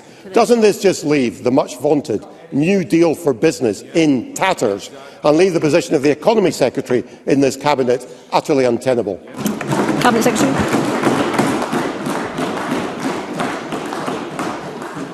So let's be clear, Murdo Fraser has just put on the record that the Tories wanted us to follow the UK Government Tory spending plans, which would have meant that out of the £320 million available in consequentials for this year, £260 million of that would have gone on tax cuts for business, not the NHS. That would have meant only £10.8 million of investment in our NHS. Cabinet Secretary, please resume your seat. We will not have this shouting across front benches, and that is both of the front benches I'm currently looking at. Cabinet Secretary, please resume. That would have meant us replicating the real terms cut to NHS England here in Scotland. Let me tell Murdo Fraser what that would have meant to health boards. A 0.8% real terms reduction applied to health boards in Scotland would have resulted in over £500 million less funding for our health boards this year. Let me tell you what that would have meant for Murdo Fraser's health board. So in Fife, that would have been £31.27 million less. In Tayside, £35.27 million less funding. I hope he's going to explain that to his constituents when he goes back to meet them, because I think they'll be very interested in Murdo Fraser's priorities. Business tax cuts over NHS funding. That's not the priorities of this SNP government. Pam Duncan-Glancy, to be followed by John Mason. Thank you, Deputy Presiding Officer. This budget boasts on one hand about investing in colleges, universities and skills, and on the other hand cuts £1 million from the Scottish Funding Council, who pay colleges and universities to deliver those skills. Warm words that they want people to get opportunities through further and higher education are cold comfort when they face a devastating cut like this, on top of a year when they faced cuts and had money snatched away. Colleges and universities are doing an incredible job in considerably hard and harder times, but they're doing this against a backdrop of higher costs and year-on-year cuts. So today's news will leave them wondering whether this government really values them at all. And rather than recognising their value, the government has again set them back. So can I ask the Deputy First Minister, where does she expect these Scottish Funding Council cuts to fall? And if it will be on colleges and universities, how much funding will colleges be cut? And how much will universities be cut? And how does she plan to explain this to colleges, universities and students? Well, can I say to Pam Duncan-Glancy that the Education and Skills Resource budget has increased by £144 million, or 4.8%. But Pam Duncan-Glancy and anyone else on the Labour benches cannot come here demanding more money for education when the finance spokesperson for your party has basically just said they want £82 million less to be spent on public services because they don't agree with the new advanced tax rate. So you cannot come asking for more money when you've actually said you want less money for public services. That absolutely does not add up. And I hope that we're not going to hear more funding calls from the rest of the Labour benches, because that would be totally incompetent from the Labour Party. I call John Mason, to be followed by Miles Briggs. John Mason. The Deputy First Minister mentioned that she was targeting some support, for example, in the hospitality sector. Can she explain her thinking between how she targets support and as against universal benefits? Cabinet Secretary.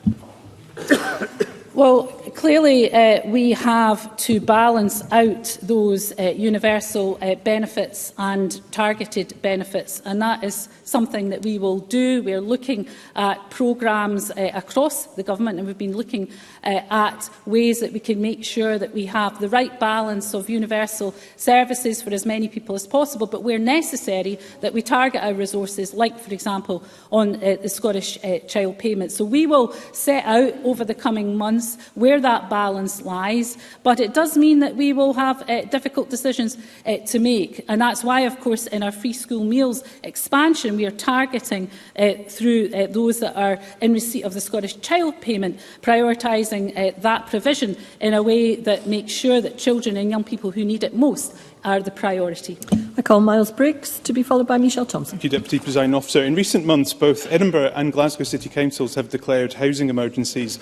Under this SNP Green government, we see a record number of homeless people in Scotland and children living in temporary accommodation. Can I ask the Deputy First Minister if she could explain to Parliament, therefore, why cutting our housing budget by over a third will help address this situation? Cabinet Secretary. But can I say to Miles Briggs, the UK government cut the housing budget. Your own government cut the housing budget. And I find it astonishing, Deputy Presiding Officer, that we have members of the Tory party coming here demanding we spend more money on areas that their government have cut, which means that we don't get any consequentials for housing or homelessness in our budget. And if we follow what we've just heard from the front bench, we'd be putting every single penny of that into business tax cuts. So you can't come here demanding more money to be spent on housing or homelessness when you want every penny to go on business tax cuts. You really need to get yourself more joined up, because you're looking pretty incompetent from where I'm standing. I call Michelle Thompson to be followed by Neil Bibby. Ms Thompson. The Grangemouth flood prevention scheme in my constituency of Falkirk East is a vitally important infrastructure project. The project has been waiting for some time for clarity over funding for the next stages. Now, I've assumed the delay has been due to budget uncertainty, particularly around capital. So is the Cabinet Secretary, as a result of this budget, able to shed any light on funding for flood defence schemes generally and Grangemouth specifically? Cabinet Secretary.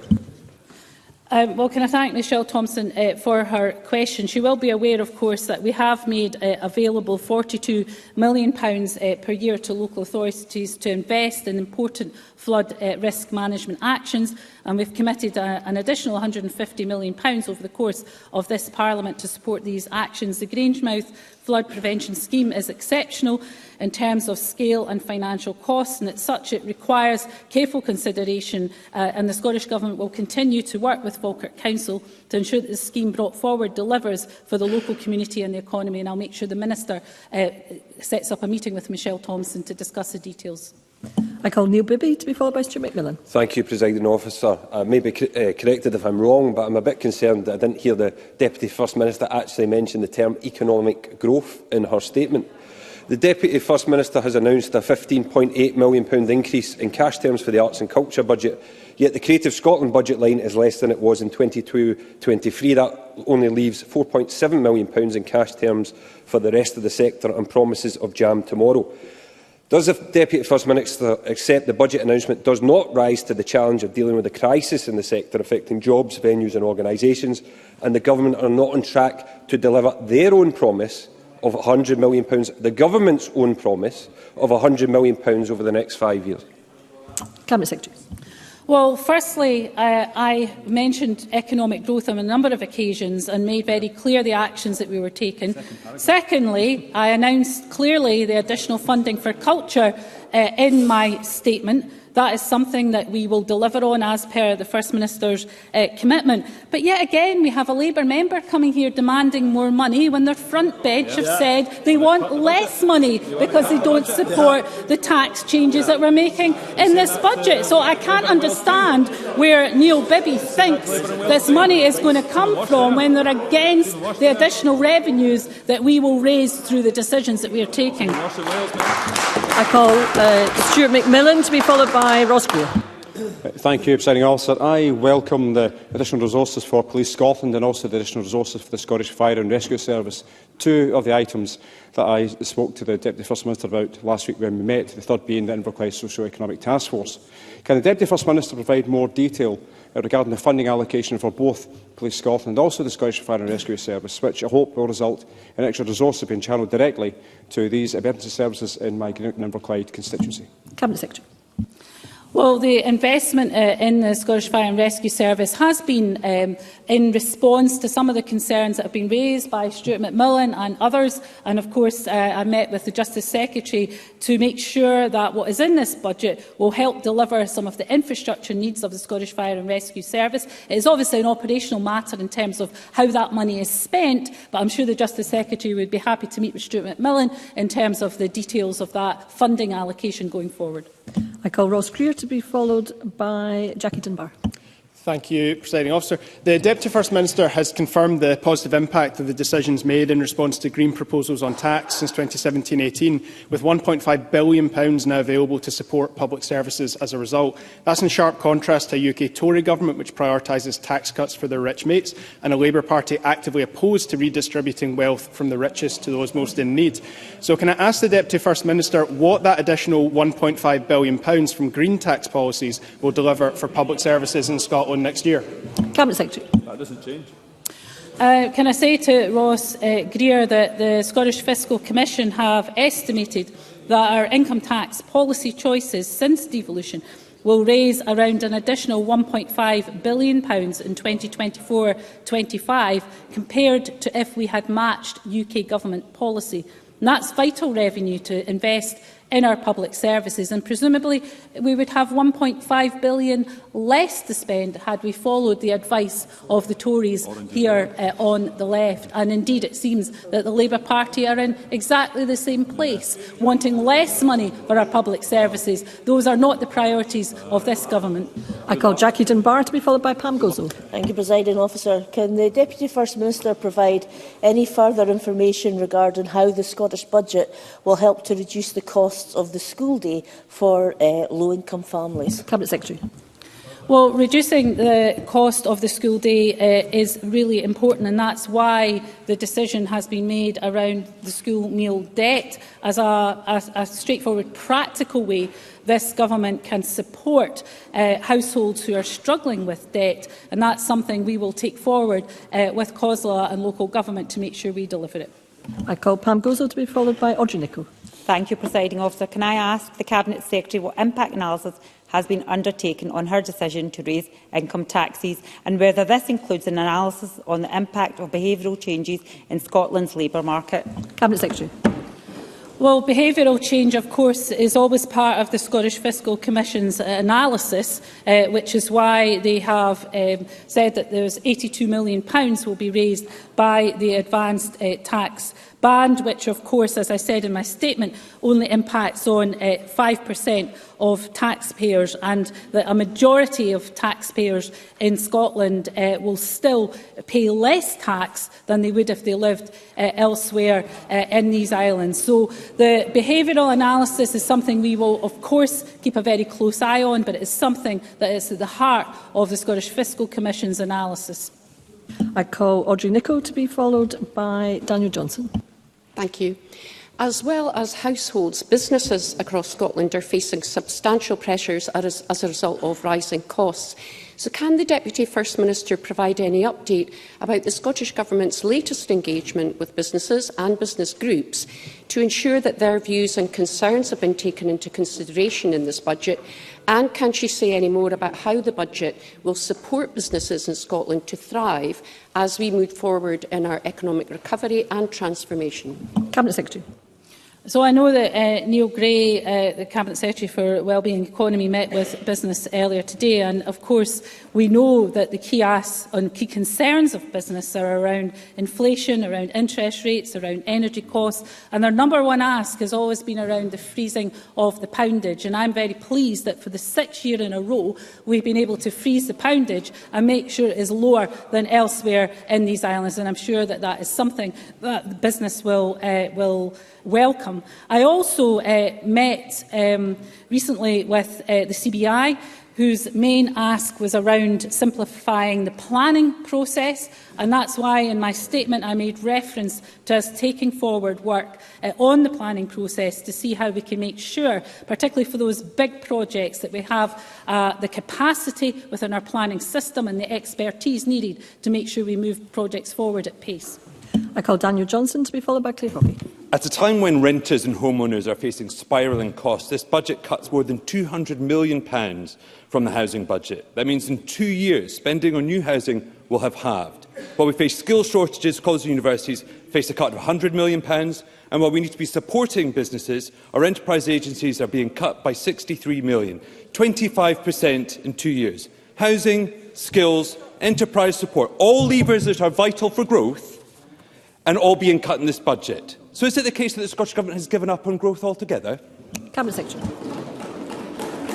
No, but it's in recognition that we've got a 10% cut to our capital budget over the next 5 years. And if the Welsh Labour Finance Secretary was standing here, she, of course, would be making the point that that is due to the UK Government decisions to cut our capital budget by 10% over 5 years. It's just a pity that the Labour Party in here cannot put the responsibility where it lies, and that is at the door of the UK Government. In terms of our investment in housing and skills and enterprise, I set out in my statement the priority that we are giving to those areas. But I cannot stand here and say that the budget decisions of the UK Government on an austerity budget is going to have no impact on our budget. And if the Labour Party want to tell me where they would take money from elsewhere in this budget to apply to the areas that Daniel Johnson wants to apply to, then I'm able and willing to listen to this. But if you just want to come here and ask for more money, to ask for more money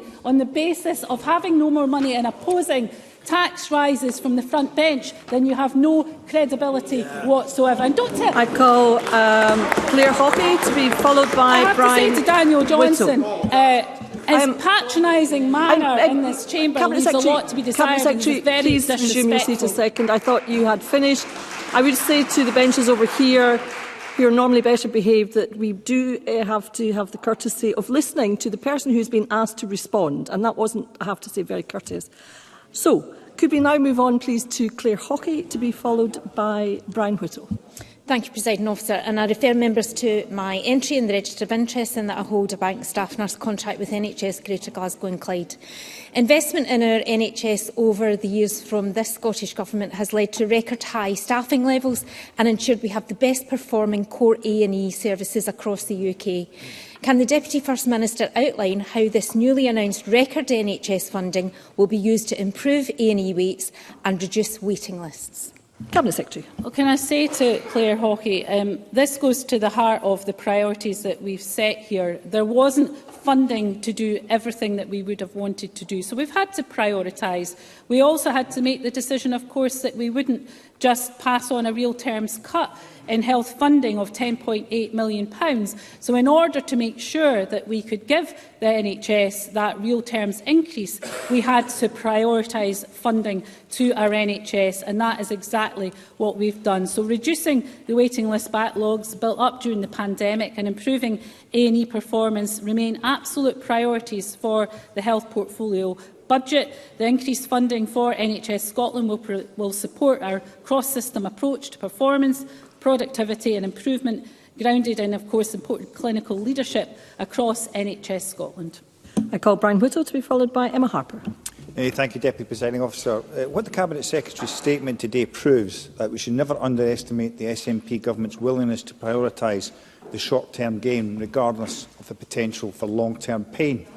This lack of ability to develop a long-term strategy is coming home to roost in the Scottish public, are paying a heavy price with the continued closures of community facilities and lack of investment in local public services. So, by doubling down on this short-termist sticking plaster economic strategy, does the Cabinet Secretary accept that she is condemning Scotland's public services to a state of perpetual crisis management?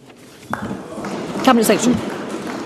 I mean, it really takes a brass neck for Brian Whittle to come here and talk about short-term gain when we've seen tax cuts as a pre-election bribe to the electorate. What's a short-term gain other than that? And to talk about no money for public services, the consequentials we got didn't have any money for public services other than £10.8 million for the NHS. And had we followed the advice of Brian Whittle's own front bench, we would have put all of that money into business tax cuts and none into public services, whether it's the NHS or local government. So I can't understand how Brian Whittle thinks it's okay to come here and ask for more money for public services when his own government have butchered public services and have prioritised tax cuts. It really is a bit of a brass neck. I call Emma Harper to be followed by Colin Scott. The Finance Secretary will be aware of the unique challenges of rurality and depopulation facing Dumfries and Galloway and the Scottish borders. Can she further outline how this budget will support people in D&G and the borders most impacted by the Tory-created cost of living crisis, and to help address depopulation to attract people to the region by improving transport and infrastructure? Cabinet Secretary. Can I say to Emma Harper that we will shortly publish our Addressing Depopulation Action Plan early next year. This contains a range of commitments that will support communities to deliver place-based interventions, supporting population attraction and retention. Making Scotland an attractive and welcoming country is a key pillar of our population strategy. And to help deliver this ambition, we will launch a talent attraction and migration service in 2024 that will support employers to use the immigration system effectively to address their skills that they need. It will help people to move to Scotland and successfully settle into their communities, including the south of Scotland. And of course, as we know from the figures from NRS, we still have net in-migration to Scotland from the rest of the UK. And that's very welcome. I call Colin Smith to be followed by Colette Stevenson. Thank you, Presiding Officer. Given that the national minimum wage will be £11.44 per hour from April, does the Cabinet Secretary really think paying social care workers just an extra 56p will make any difference to the social care recruitment crisis?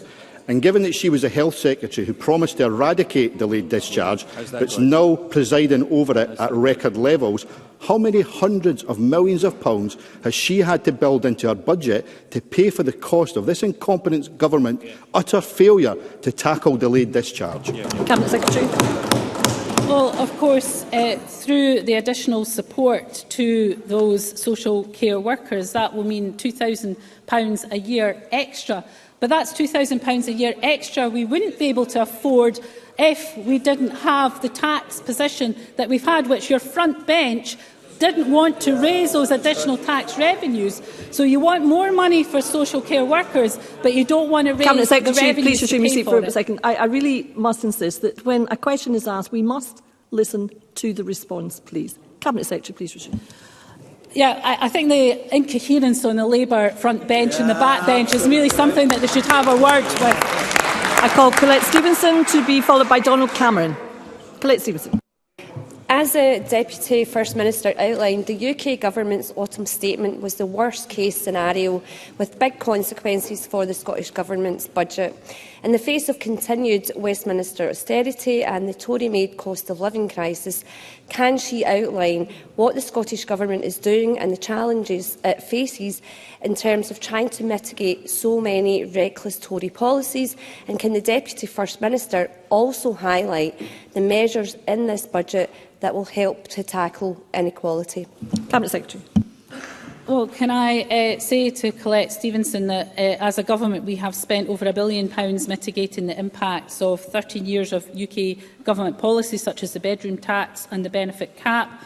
The UK Government's autumn statement, as I've said, was a missed opportunity to reverse these policies and wider spending decisions that have resulted in our a 1.2% real terms reduction since the 2022-23 budget was presented from the UK Government. By contrast, this Government continues to prioritise investment to tackle and reduce poverty, including committing £6.3 billion in social security benefits and payments, just over £1 billion more than in 2023-24. This is our single biggest increase in funding in this budget, helping to deliver our national mission to tackle inequality. I call Donald Cameron to be followed by Fulton McGregor. Thank you. In last year's budget, the Government eventually pledged £6.6 million to Creative Scotland. It then cut that funding entirely in September, before being forced to reinstate it and shattering the confidence of those who work in culture and the arts, U-turning not once, not twice, but 3 times. We now have a supposed commitment to Creative Scotland for next year, but how do we know we can trust this Government to deliver for the culture sector when it has been so cavalier with its promises in the past? Cabinet Secretary. Well, what we do know is that we can't trust the UK Government because they put no money into culture. They cut culture budgets. So you're coming here asking for more spending on an area that your own government reduced funding to. I don't quite understand how you think that's actually a thing. So let me be really clear, as I said in my statement, that we'll increase funding to the culture sector by £15.8 million. That's the first step on the path to increasing funding for the culture sector by £100 million in 5 years, and will provide Creative Scotland with the £6.6 million in National Lottery shortfall funding for 23-24, along with a further £6.6 million for 24-25. But we wouldn't have been able to do any of that had we followed the advice of the front bench to put every penny into business tax cuts, not public services. So again, I think you ought to have a word to get a bit of joined-up thinking going on here. I call Fulton McGregor to be followed by Ariane Burgess. Thank you, Presiding Officer. Given its role in supporting young people in our communities with a whole range of issues, from improving mental health and well-being to reducing antisocial behaviour, can I ask the Finance Secretary what consideration is given to youth work in our budget deliberations? Cabinet Secretary. Well, I know the importance of youth work, having been a community youth worker back in the day before I came into Parliament. And of course, it is an important service that is delivered by local government, and therefore the over £14 billion that we're given, a record level of funding to local government, I hope will help to sustain services like youth work, which are so important in making sure that we support young people, particularly vulnerable young people.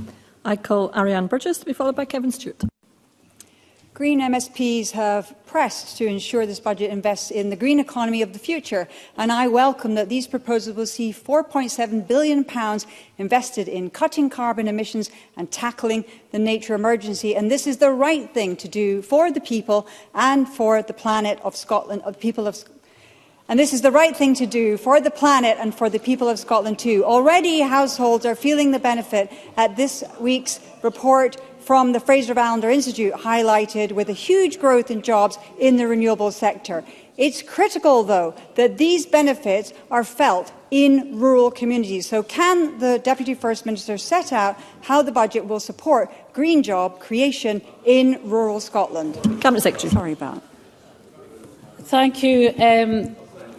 Woodland creation, sustainable management of Scotland's national forests and lands, and peatland restoration are part of our just transition to net zero. The £129 million funding for these supports Scotland's rural economy, create economic opportunities and, of course, good green jobs. Green job creation and support for workers and young people transitioning into those roles remains at the heart of the Scottish Government planning, and we welcome the Fraser Vallender Institute study, which shows, as I said in my statement, that the renewable energy sector supported more than 42,000 jobs across the Scottish economy and generated over £10.1 billion of output in 2021. I call Kevin Stewart to be followed by Jamie Hockley-Johnson. Thank you, Presiding Officer. The Cabinet Secretary in her statement talked of the fact that this was a one-year budget. Does the Deputy First Minister agree with me that long-term strategic budgeting such as is done by most of our European neighbours, would be much better for all concerned, and that the one-year budgeting that is currently put before us by the Treasury is short-term pain and long-term pain, but that is what we have come to expect from bankrupt, broken Brexit Britain. Cabinet Secretary. Well, I would agree with that, and that's one of the reasons that I'll come back at the medium-term financial strategy point in May to set out what we think will be the fiscal position going forward when we have more certainty, because this autumn statement is an extraordinary autumn statement that is clearly a pre-election bribe to cut taxes at the expense of public services. That makes it very difficult to plan on a multi-year basis. So we will set out further plans in May when we get to that point, once we have more certainty of the fiscal position going forward. Jamie Halker-Johnson, to be followed by Jim Fairley. Thank you. Can I remind the Chamber of my register of interest as a partner in a farming business and as a member on NFUS, SLE and the Royal Highland Agricultural Society. Presiding Officer, tens of millions of pounds will be stripped away from the agriculture budget in the next financial year, with £61 million of ring-fence funding already cut in year. This budget is an attack on rural Scotland. So what does the Cabinet Secretary have to say to Scotland's farmers and crofters who will feel angry and abandoned by this SNP Green government in Edinburgh? Cabinet Secretary.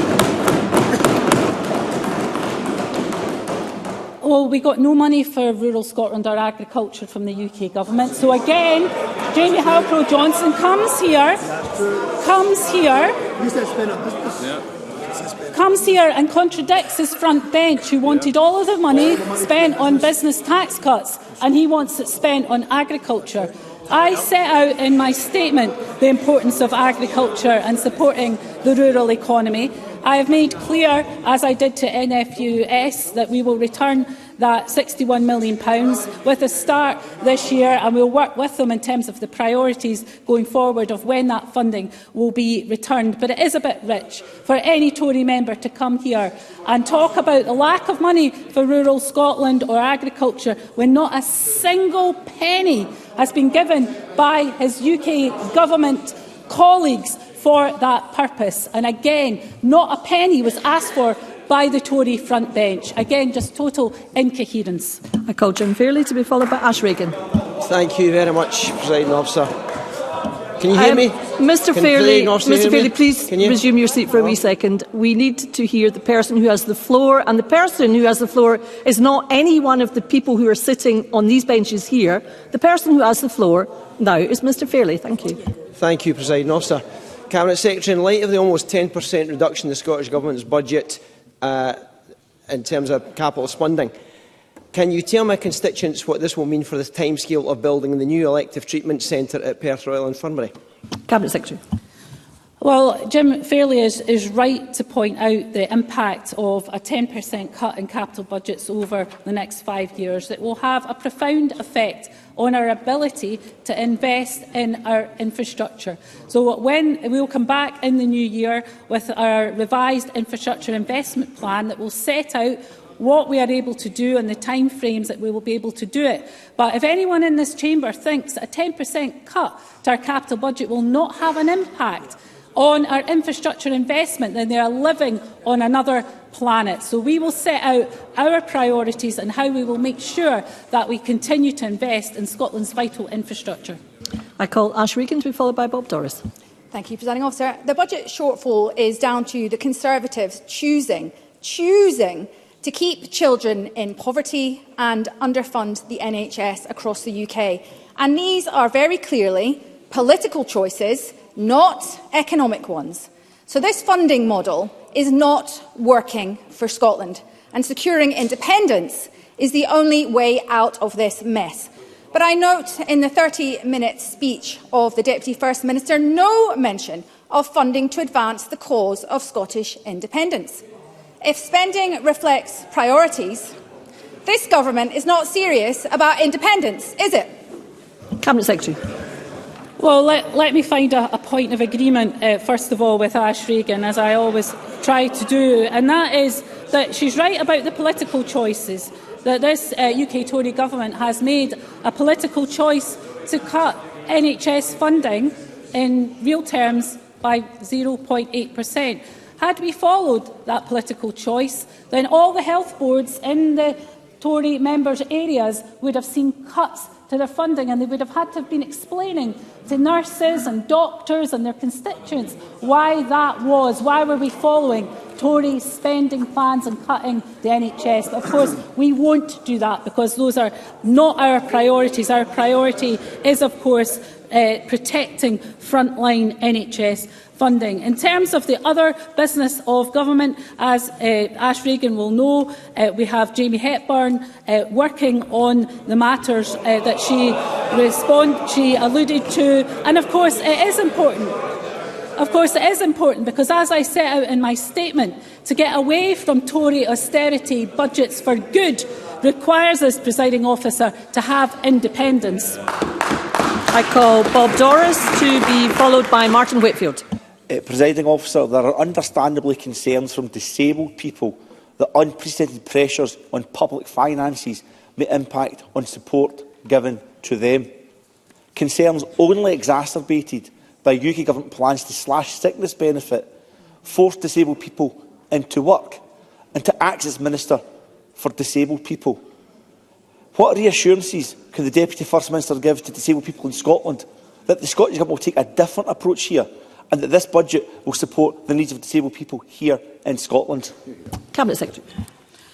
Oh, can I say to Bob Doris that he's absolutely right about the butchering of welfare support by the UK Government. They see it as the go-to area to cut support to those who are most vulnerable, and I'm sure we've not seen the last of that from this UK Tory government. In stark contrast, as I set out in my statement, we are going to support the re-establishment of the Independent Living Fund to make sure that we can support those who are living independently and to make sure that more people who want to live independently in their own home will be able to do so through that Independent Living Fund. And of course, I should also say that one of the biggest investments here in this statement and in our budget is the investment in social security benefits, more than £1 billion higher than the funding we receive through the social security block grant adjustments from the UK Government. The contrast could not be starker. I call Martin Whitfield to be followed by Stephen Kerr. Very grateful, Deputy Presiding Officer. On page 71 of the unredacted booklet, the Children's Rights Protection and Justice Bill goes up to £53.6 million next year and then falls to £51.4. Could the Deputy First Minister confirm that ongoing support from the Government for the UNCRC implementation programme will last 3 years and go beyond the first quarter of next year? Cabinet Secretary. Well, yes, I can. But of course, as I said earlier, in terms of multi-year funding, we will come back to that in May of next year because of the difficulties of the autumn statement and the uncertainty of our fiscal position. We have, unfortunately, only by and large been able to set out one-year spending plans. But of course, Martin Whitfield will know that that is a key priority for us, and we will make sure that the resources are there to fully take it forward. I call Stephen Kerr to be followed by Beatrice Wishart. Well, we have cuts to the Scottish Funding Council, the skills budget, student support and tuition fees. We've got cuts across the board in all the things that matter most to the future economy of this country. So let me ask the Deputy First Minister about Barnett consequentials. Across the UK, the apprenticeship levy raises £3.5 billion annually. That would mean in Barnett consequentials that the Scottish Government is receiving at least £300 million for apprenticeships. How much does the Scottish Government plan to spend directly on apprenticeships this year? And if it's not £300 million, as business would expect it to be, how much is it? Cabinet Secretary. Oh, what I can say to Stephen Kerr is that £320 million consequentials for 24-25, there was nothing for apprenticeships within that whatsoever.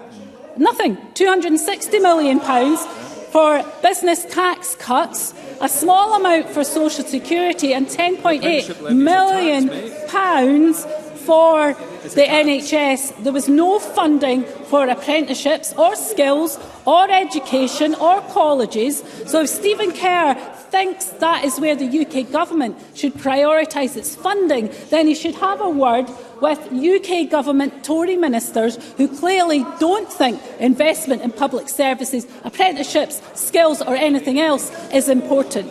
I call Beatrice Wishart, who's joining us online, to be followed by Graham Simpson. Ms Wishart.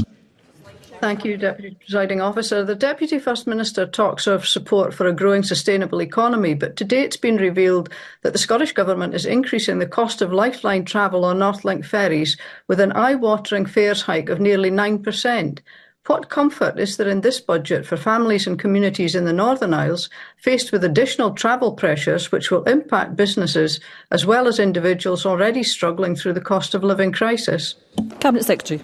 Well, what I can say to Beatrice Wishart, of course, is that the ferry fares had been frozen for 4 years prior to this budget. But I will make sure the Transport Minister engages with Beatrice Wishart. It is absolutely no doubt that difficult decisions are having to be made because the money is simply not there to make sure that we can fund every part of the Scottish budget to the extent that we would want to. So we've had to prioritise frontline public services like our NHS, like our council services, like our education system. Those are the priorities that we've had to take. If Beatrice Wishart or anyone else wants to come to me with different priorities, then of course they can do so, but they'll have to tell me where the money has to come from.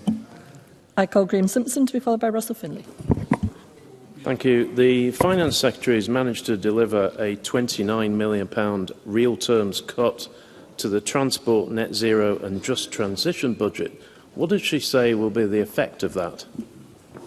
Cabinet Secretary. So today we've had Tory members coming here asking for more money for skills, for education, for housing, homelessness, transport and now net zero.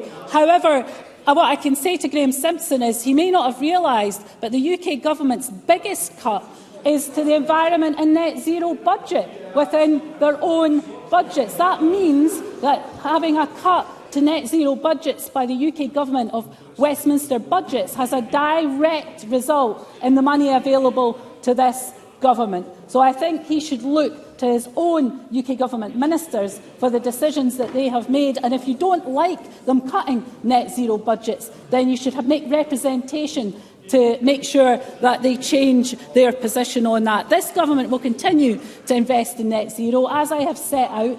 Investing in net zero and our transport system in stark contrast to his UK Government colleagues. And I call Russell Finlay. Thank you. The Cabinet Secretary says that Scotland's Fire Service will receive an extra £10.1 million for capital spending. But SNP ministers have starved the Fire Service of funding year after year after year. It would cost £800 million to fix the crumbling and dangerous estate.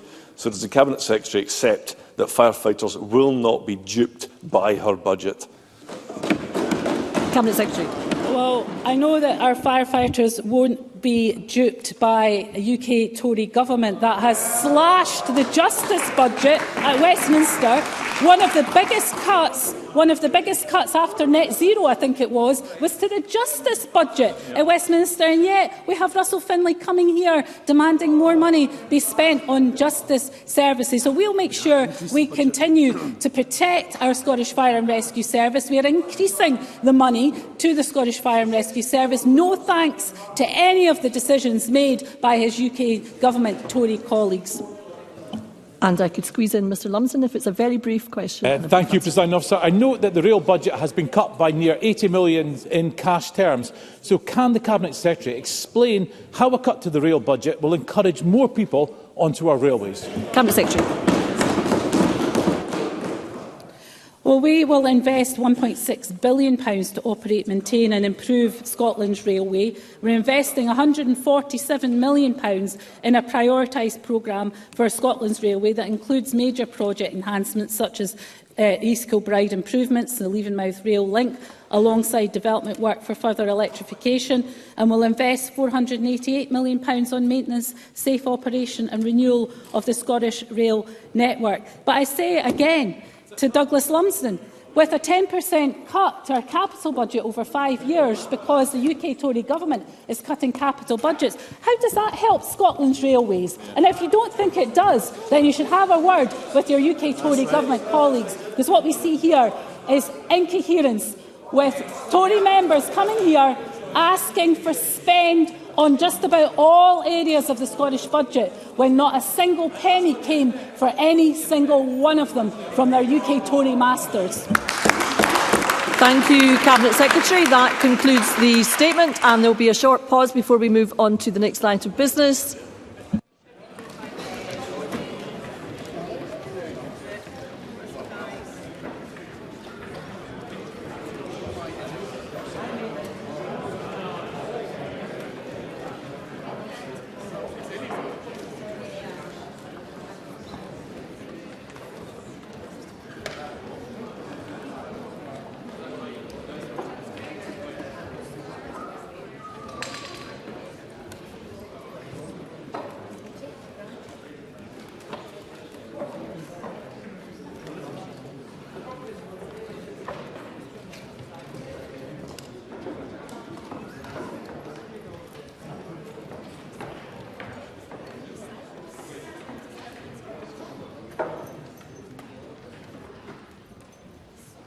Thank you.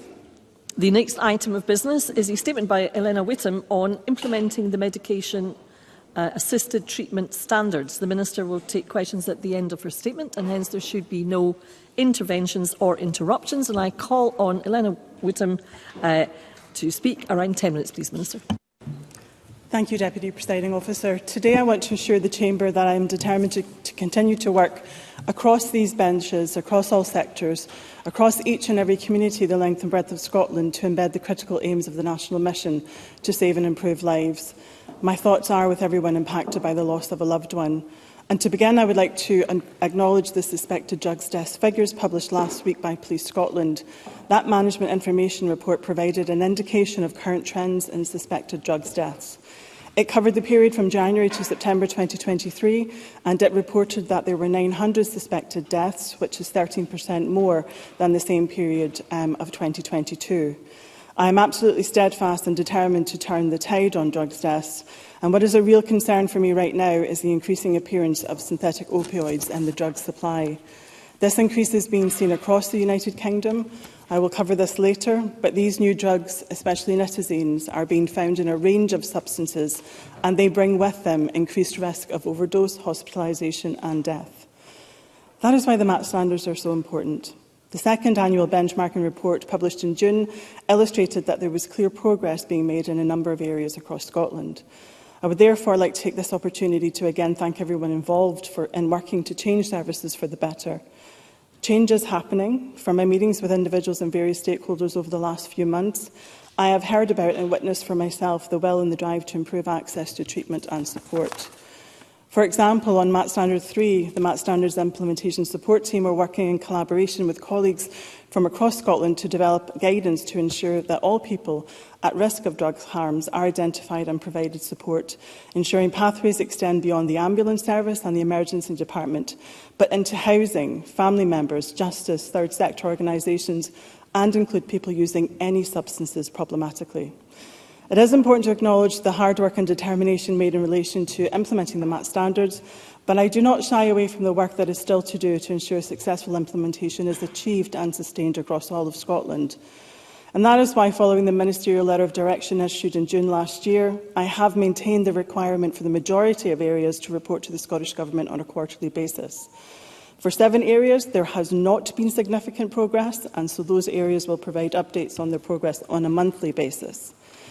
However, I do not wish to demotivate or demoralise any member of staff or individuals in these areas who are working above and beyond to implement the standards, as there have been local challenges to overcome.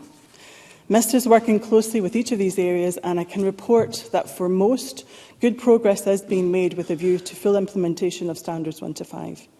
It is also my intention to meet with these areas in the coming months to hear for myself how barriers are being overcome. I have also heard from individuals and from families and supporting services of how our aims are not always translating into positive experiences on the ground, and I will discuss these cases as I meet with local leaders. We know from this year's benchmarking report that standards 6 to 10 require new approaches, and I acknowledge that some of these are taking time to embed, but I remain committed to implementation in 2025. What I do see, however, is services working together more closely than before. For example, MAT9 criteria and the mental health strategy set clear expectations that people with co-occurring mental health and substance conditions should have access to high-quality and integrated care. And work is ongoing to improve care by getting the local foundations right, empowering the workforce and embedding clear lines of accountability. And as part of MAT Standard 8, we are working alongside Public Health Scotland and experts across the field to ensure that advocacy and support are in place at local level. For MAT Standard 7 and primary care, whilst this can be seen as challenging, areas are exploring different service models, such as shared care, non-medical prescribers and better joint working. And community pharmacy also has a role in improving outcomes for people. For example, there is a programme of work which has been successful in improving education around substance use for pharmacy teams. This includes the rolling out of training for naloxone use by all community pharmacies and supporting the pharmacy network in Scotland to deliver undergraduate and postgraduate pharmacy training around substance use. For MAT standards in justice settings, the MIS team have led in partnership with others to develop a resource kit to support police and prison staff to implement the standards. There is also innovative work going on within HMP Perth to promote recovery and to ensure that those at highest risk of drugs harm are followed up by community services. There is improvement work being undertaken in NHS Highland to support those most vulnerable in police custody, offering nursing support at first point of contact. And within police custody in Kilmarnock, the organisation With You is attending to help people there with regards to MAT. MAT implementation needs to be based on hearing and listening to the voices of people who use services. However, areas need to go further than listening. We need to drive improvement based on the feedback gathered from those with lived and living experience. That will often mean making changes to how we do things. Last week I had the pleasure of attending the launch of the National Collaborative's draft Charter of Rights. The Charter helps people to understand their rights and sets out the kind of actions public bodies, including the Scottish Government, will be expected to take in the context of the forthcoming Scottish Human Rights Bill.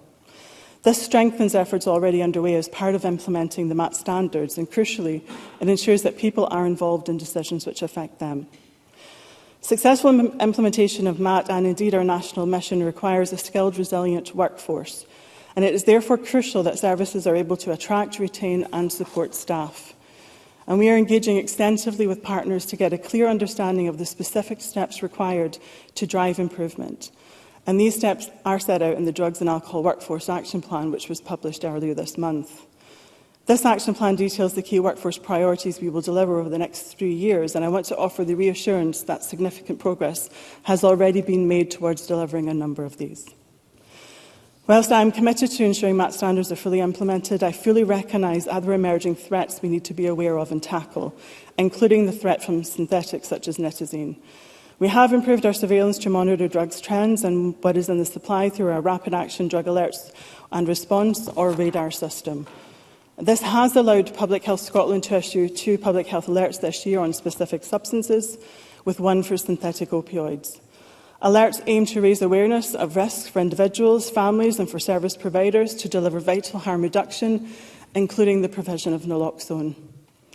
We have already seen synthetic opioids appear in the supply through surveillance, and these substances, which are significantly stronger than regular opiates, are a massive concern for everyone, not just in Scotland but across the UK. The UK Government issued its own alert around nitazenes in the summer, and the National Crime Agency last week published information estimating that there had been 54 nitazene-related deaths in the UK in the last 6 months, 9 of which were in Scotland. I discussed this issue with the UK Government and other devolved administrations at the UK Drug Ministerial meeting held last month, and I am committed to continue to work with UK colleagues on this issue. And I also recently met with international experts to discuss their experience, and I will hold a roundtable with stakeholders to discuss operational issues early in the new year. We know that naloxone works on synthetic opioids. Therefore, our aim is to continue to increase the number of kits in general circulation with the public to provide initial medical treatment. In addition, we are working with our cities to establish drug checking facilities, and of whom are aiming to submit licence applications to the Home Office to allow these to be established in the coming months. In Glasgow, we are supporting the setting up of a safer drug consumption facility, and this will be able to offer emergency care in the instance of an overdose, which is even more important if there is an increase in consumption of synthetic opioids, where an overdose is more likely due to their increased strength. And in Glasgow, the Enhanced Drug Treatment Service treats people who have had prolonged heroin use and have had little or no response to traditional opioid treatment methods. This has been evaluated to work safely and effectively and has ensured a safe supply of diamorphine as a harm reduction method for this population. We've also seen an increase in use of cocaine and the harms associated with it. There is, however, no medicine available which can act as a substitute, but there are other types of treatment, such as psychosocial interventions and supervised detoxification. There are third sector organisations who are leading the way in helping people with cocaine problems. Indeed, the Healthcare Improvement Scotland MAT Learning System website recently published a blog which detailed how a charity in Ayrshire, Harbour Ayrshire, are helping people into recovery from cocaine. Moving forward, continuing implementation of the MAT standards will drive further change, and I remain committed to the timelines which have been set out. We must also be alive to the emerging threats, and services have to adapt, as they have been doing admirably thus far, to meet these new challenges. To conclude, Presiding Officer, MAT implementation should remain at the forefront of what areas are doing. This work is saving lives. Stigma is being tackled. Workforce is being valued in areas that are sharing learning and best practice, with everything coming together to save and improve lives. In finishing, I must pay due respect to the continuing commitment from this chamber. Your challenge and desire to see change is welcome as we look to full, equitable and sustained implementation of the MAT standards in all areas across Scotland. Thank you, Minister. The Minister will now take questions on the issues raised in her statement. I intend to allow around 20 minutes for questions, after which we will move on to the next item of business. And it would be helpful if those members who would wish to seek to ask a question could press the request to speak buttons. And I call Sue Webber to be followed by Jackie Bailey. Thank you, Presiding Officer, and I thank the Minister for advance sight of her statement. A very timious manner for that one today. Last week, data released by the Scottish Government revealed that drug deaths have risen for the first time in 9 months, for the first 9 months of 2023 by 13%, compared to the same period in 2022. And this is an additional 103 lives that have been tragically lost to drugs, and is unacceptable. The Scottish Government is focused primarily on harm reduction and the destigmatisation of drugs.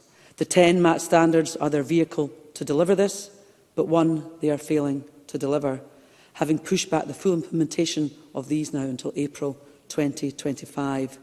The Minister has mentioned specifically in her statement progress with MAT standards 7, 8 and 9. But perhaps the most important MAT standard is MAT Standard 1, same-day access. It means that people can access treatment or support on the day they present to any part of the service.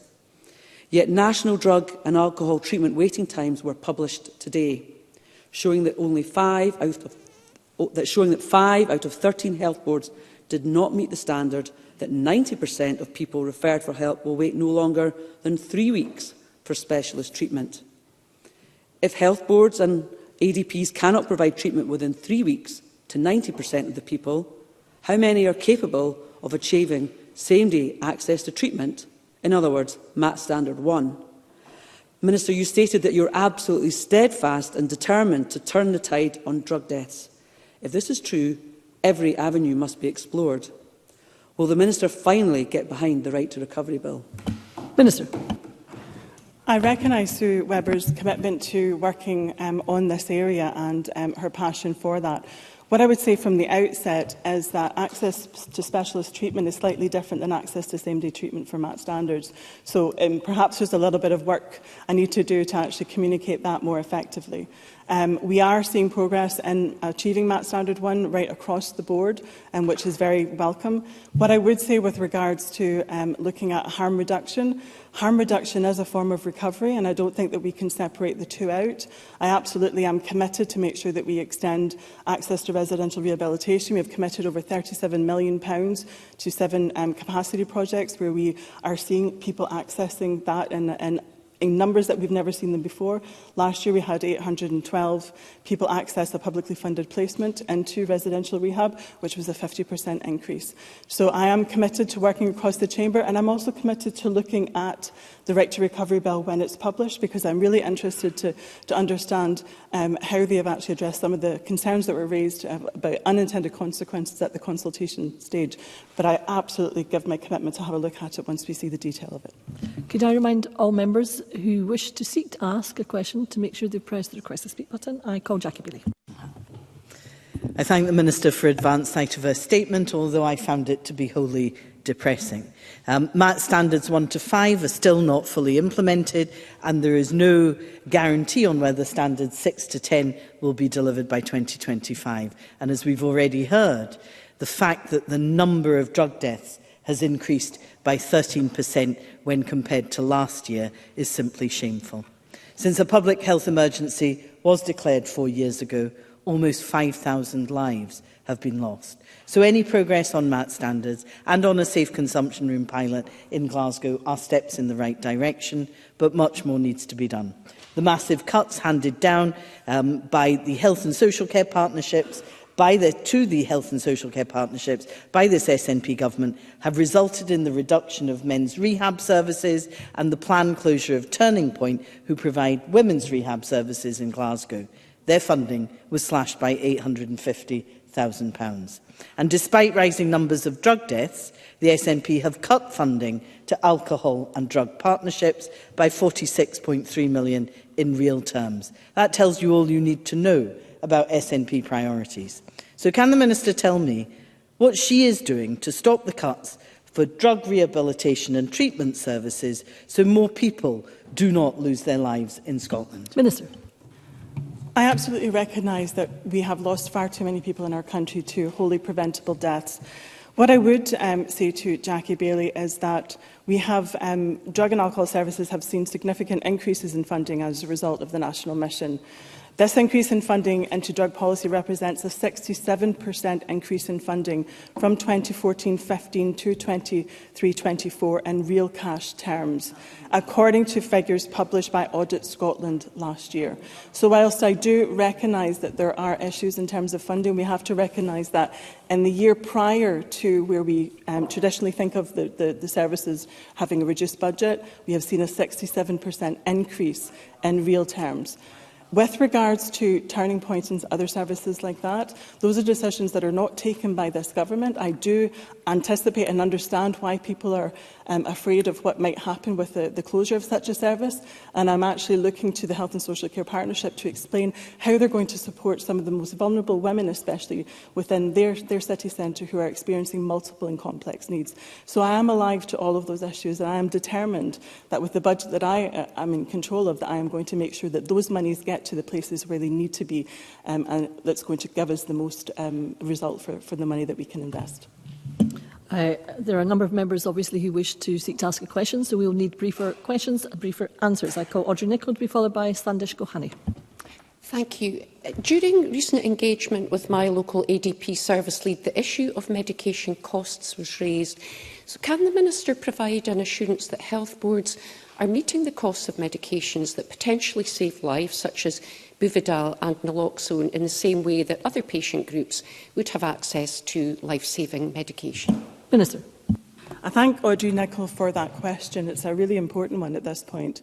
Buvidal and naloxone are medicines that need to be available everywhere to help save lives of some of the most vulnerable people in our communities.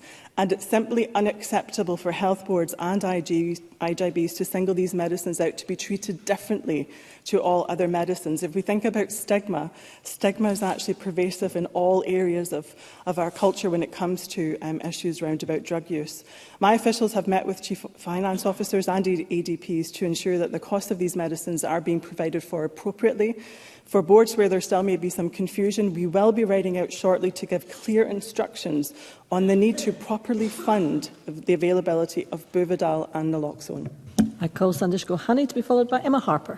Thank you, and to declare my interest as a practising NHS GP.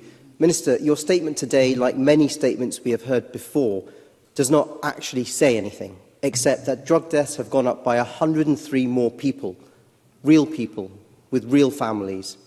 This is completely unacceptable. Minister, you also stood there and said that you are absolutely steadfast and determined to turn the tide on drug deaths, yet your record does not back up your rhetoric. When will we see the introduction of safer consumption rooms in Glasgow? Minister. I recognise that across this chamber we all want to see the reduction, and I recognise that each and every one of those people as an individual. I have met with several families so far in this job, and I know of far too many people and families who have suffered that loss. So I am going to remain steadfast.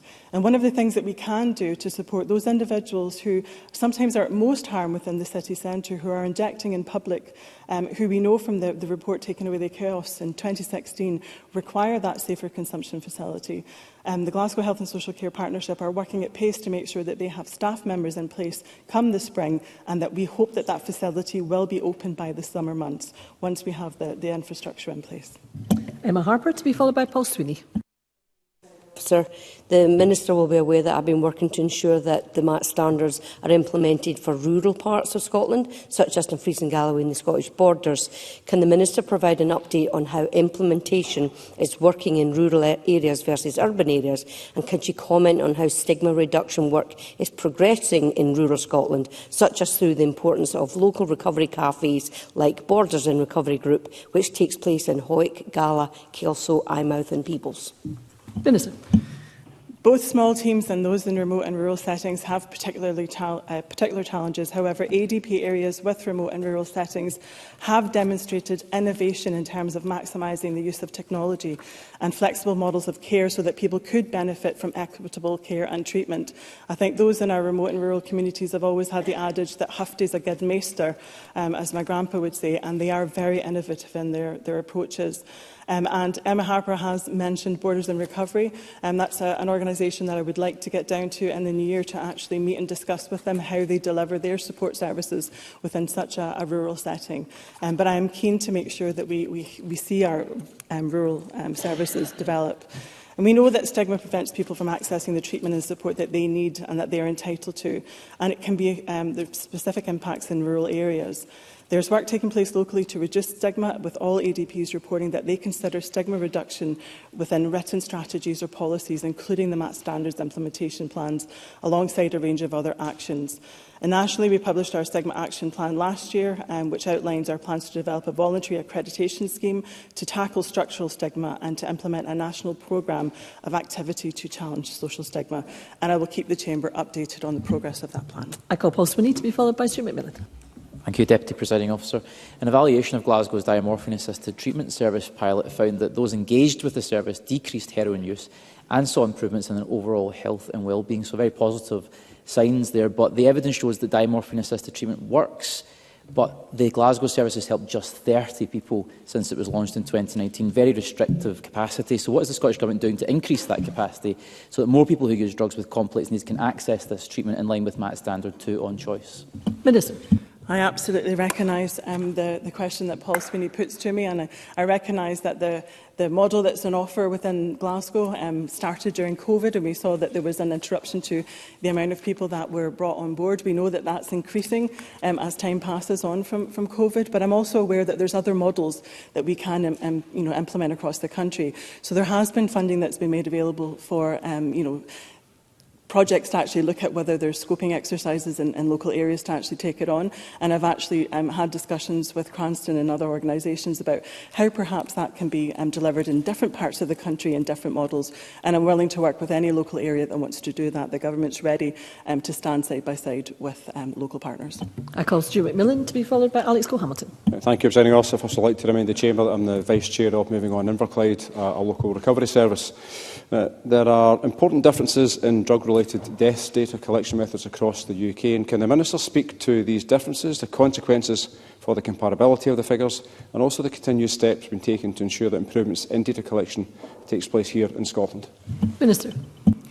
The definitions used for drug death statistics are consistent across the UK, but there are important differences in data collection methods and in the death registration systems that affect the comparability of the statistics due to different levels of missing data across the UK nations. The same problem from comparability found with identifying drug misuse deaths also apply to the figures for all individual substances and drug categories. The drug misuse death definition is the main headline figure used in Scotland, but the drug poisoning death definition is the more accurate comparator with the rest of the UK. And the Scottish Government remains committed to improving our data and surveillance around drugs, deaths and harms, for example through our rapid action drug alerts and response surveillance system, to assess emerging threats which we have seen come into its own just recently, and to share information to reduce the risk of drug-related harm and recommend rapid and targeted interventions.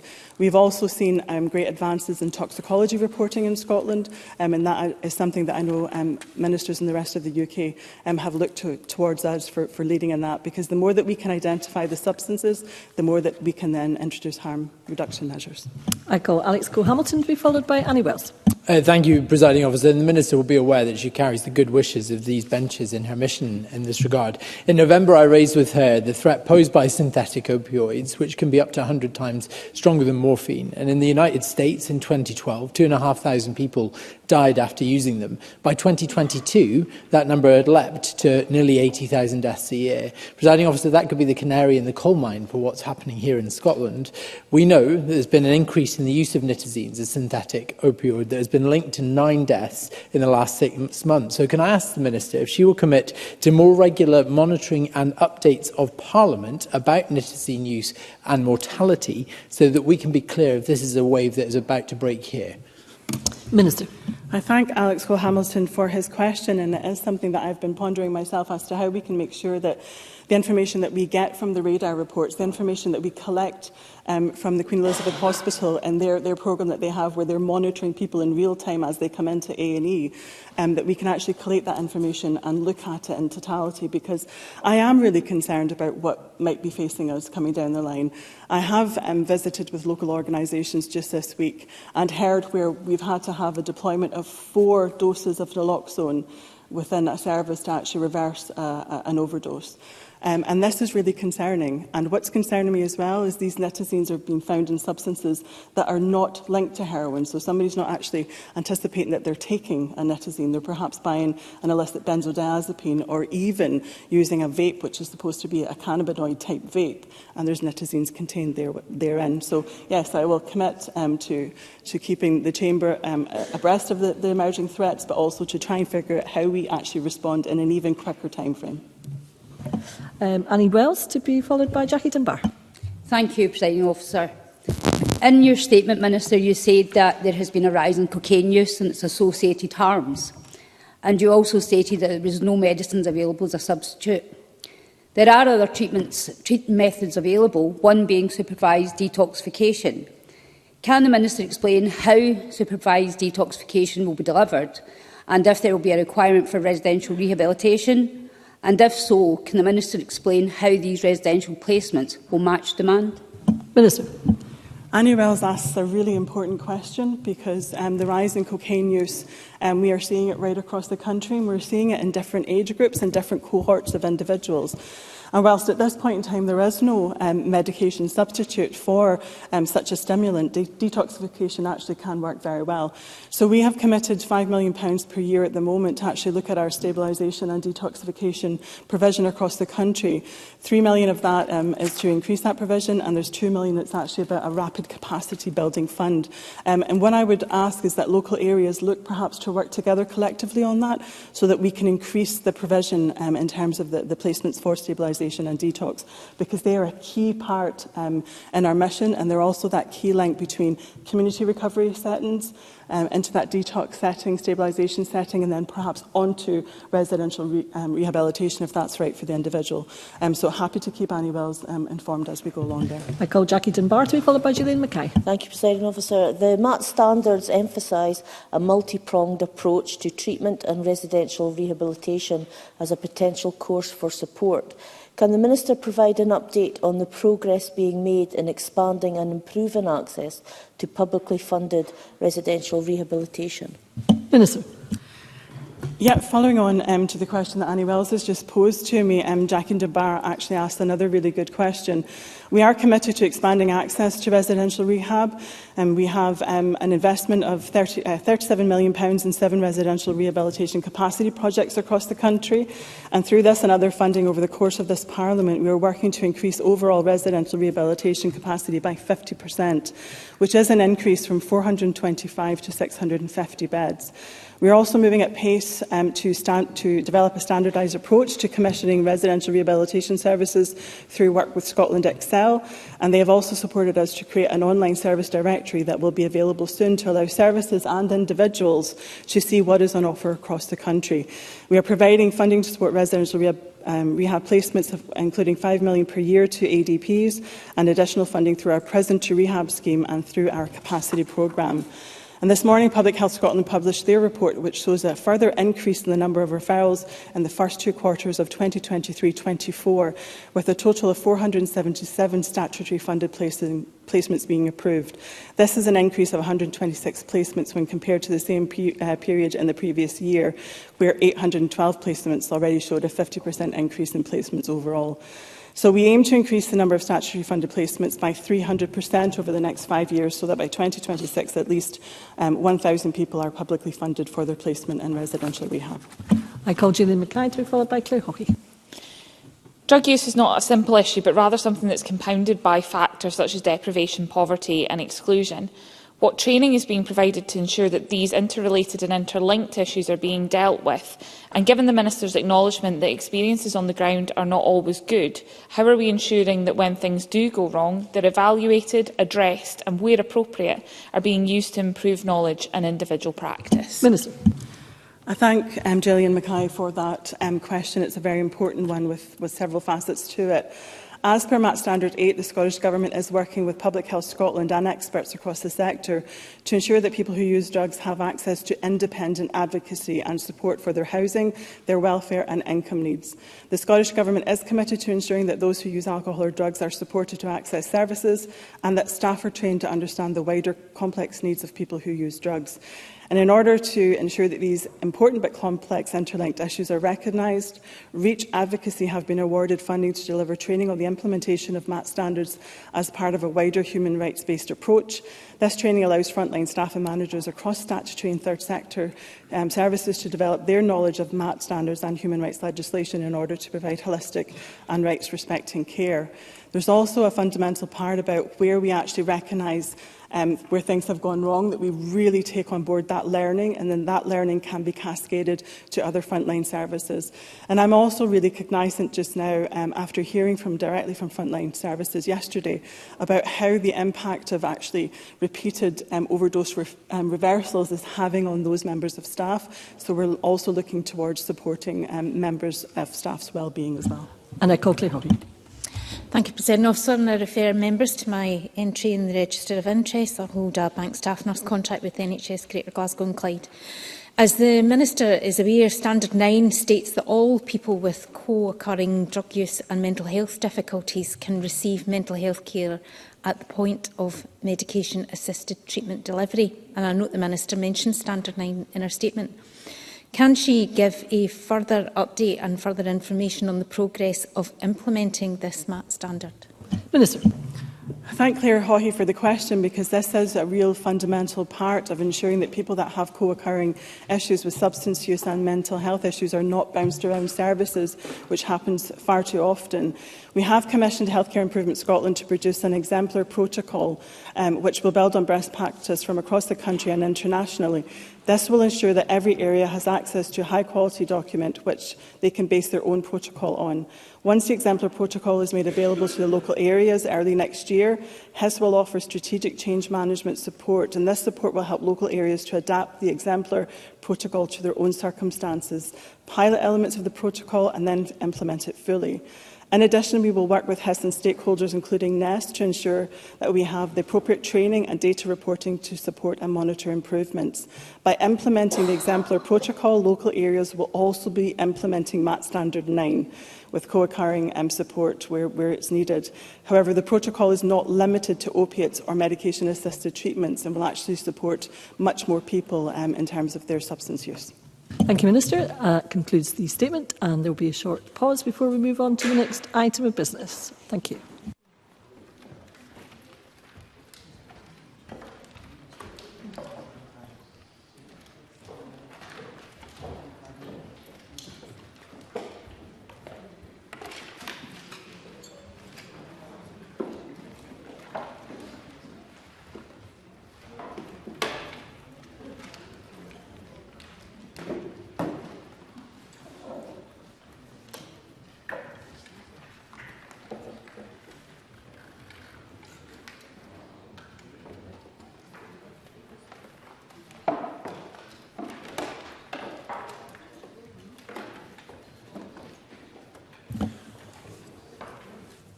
Okay, the next item of business is a debate on motion 11696 in the name of Shirley-Anne Somerville on From a Warm Scots Welcome to a Warm Scots Future for Ukrainians in Scotland. I invite members wishing to take part in the debate to press the request to speak buttons, and I invite Shirley-Anne Somerville to speak to and move the motion. Cabinet Secretary, around 10 minutes, please. Thank you very much, Presiding Officer. I'm very pleased to move the motion in my name to support once again Ukraine and the delivery of a warm Scots future for its people here in Scotland. As 2023 draws to a close, it is, of course, with great sadness that despite it being a time of year where we might expect to pay homage to fraternity and peace, so many people around the world continue to experience war and violent conflict, and so many people will be apart from their family and loved ones this year. We have all been shocked and horrified by the conflict in Gaza and Israel, but we must also remember that it has now been nearly 2 years since the Russian state's full invasion of Ukraine began in February 2022. The United Nations has reported that civilian casualties in Ukraine since the start of Russia's full-scale invasion has reached nearly 30,000. Let me be clear once again that this government condemns Russia's illegal war and offers its unqualified support for Ukrainian sovereignty, independence and territorial integrity. This solidarity extends to the Ukrainian people, to those who remain in Ukraine and to the many who have now made Scotland their home. This partnership between the people of Scotland and of Ukraine remains as strong today as it was at the outset of Russia's full-scale invasion, and that is why it is so important that Scotland's Parliament reinforces that solidarity in the debate this afternoon and through the supporting this motion. At the outset of the war, the Scottish Government, keen to ensure Scotland played its role as a good global citizen, welcomed the UK's decision to establish the Homes for Ukraine scheme to enable Ukrainian nationals and their family members to come to the UK. In order to enable applicants to travel promptly and to eliminate the need for individuals escaping conflict to actively search for sponsors, the Scottish Government opted to act as a sponsor in its own right, and we created the Scottish Super Sponsor Scheme, an accessible and secure approach for displaced people from Ukraine to travel to Scotland and the UK. I want to take the opportunity once again to sincerely thank all of those who have opened their hearts and their homes to displaced Ukrainians fleeing war. The success of the Super Sponsor Scheme and its wider efforts to support displaced people within our communities could not have been achieved without the overwhelming generosity of our constituents, the length and breadth of the nation. Since the invasion began, almost 26,300 people, sponsored by an individual in Scotland or the Scottish Government, have arrived in the UK. These figures translate to Scotland having offered sanctuary to more displaced people from Ukraine per head of population than any other part of the UK. However, it must be said that the people of Scotland have gone beyond offering our new friends from Ukraine somewhere to live. They have worked together alongside government partners, local authorities, charities and third sector bodies to offer displaced people a real home and a place of belonging within our communities. The Scottish Government is investing over £100 million in 23-24 as part of the Ukrainian resettlement programme to ensure people continue to receive a warm Scots welcome and are supported to rebuild their lives in our communities for as long as they want to call Scotland their home. This builds on the significant funding provided in 22-23 to support our resettlement programme. We have used this funding, working with our partners in local government and across civic society, to provide a place of sanctuary for our new friends and neighbours from Ukraine that supports them to integrate fully into Scotland. And, Presiding Officer, I would like to note at this point and take the time to congratulate everyone involved, particularly in Edinburgh's Warm Scots Welcome, a multi-agency response to the displacement of Ukrainian refugees, on winning the Voluntary Sector Partnership Award. And I'd also like to congratulate all the staff working in the Scottish Government Ukraine Directorate for the work that has gone on this year. And it is fitting that at the recent Civil Service Awards they won the winner of Excellence in Delivery Awards. Presiding Officer, there are many fine civil servants in the Scottish Government, and Ukraine colleagues are certainly amongst the best, and I am proud to work with them. On the issue of further support that we can and will continue to provide on employment and the cost of living, displaced people from Ukraine have the right to work in the UK from day one of arrival and to apply for social security support. The Scottish Government has worked closely with Skills Development Scotland, the Department of Work and Pensions, the Third Sector and local authorities to ensure displaced Ukrainians in Scotland are able to access relevant and appropriate employment, training and social security support. Local authority teams and employment partnerships are active in every council area, offering bespoke and tailored advice to help displaced people take advantage of the opportunities to engage in economic activity and to immerse themselves in our societies. Those opportunities also hold the potential for being a real opportunity for Scotland too, with analysis published by this Government in March highlighting the tangible benefit migration and displaced people from Ukraine can have on the Scottish economy. Beyond economic opportunities, the Scottish Government has always been clear that our friends from Ukraine should be able to access the full array of public services and the elements of life available to everyone in Scotland. This includes the right to access NHS healthcare services, an entitlement to primary and secondary education and the free tuition and cost of living support available to students already resident in Scotland. To list all the services and opportunities available would take a long time, indeed, because they are in fact the same services and opportunities we work with our partners to provide to all people living in Scotland. And I want to take this opportunity to also thank the many organisations and volunteers who have offered so much to help displaced Ukrainians access these services and opportunities. Alongside this, however, the Scottish Government has taken bespoke measures in an array of areas to help displaced people settle into life in Scotland.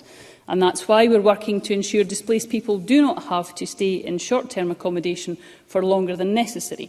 And we're working intensively with our local authority and third sector partners to support everyone into longer-term housing. One example of our efforts in this area is the £50 million Ukraine Longer-Term Resettlement Fund, a fund aimed at bringing local authority and registered social landlords' empty properties back into use that would otherwise not have been available for let. I'm delighted to confirm to date that a total of 16 capital projects providing 1,201 homes have so far received commitments to fund improvement works through the fund at a cost of around £24 million. That's delivering strong value for money and in many cases providing a longer-term legacy of social housing for Scotland. It is to the longer-term legacy of our Ukraine resettlement programme that I now turn, Presiding Officer, and whilst the Scottish Government wishes, of course, a speedy victory for Ukraine in the current conflict, the legacy of Scotland's efforts to integrate the people of Ukraine with our communities is one we wish to be lasting. That is why the next phase of our response to support those from Ukraine is part of our vision to provide a warm Scots future, which offers Scotland's support over the longer term. In light of this, the Government published its Warm Scots Future policy position paper in September, a document that sets out our 5 strategic priorities that will help ensure those from Ukraine can play active roles in communities across Scotland and fulfil their potential in work and education. Beyond a continued focus on the delivery of longer-term housing, as I have already outlined, our Warm Scots Future strategic priorities include a holistic and rights-based approach to longer-term integration, in line with our New Scots Refugee Integration Strategy.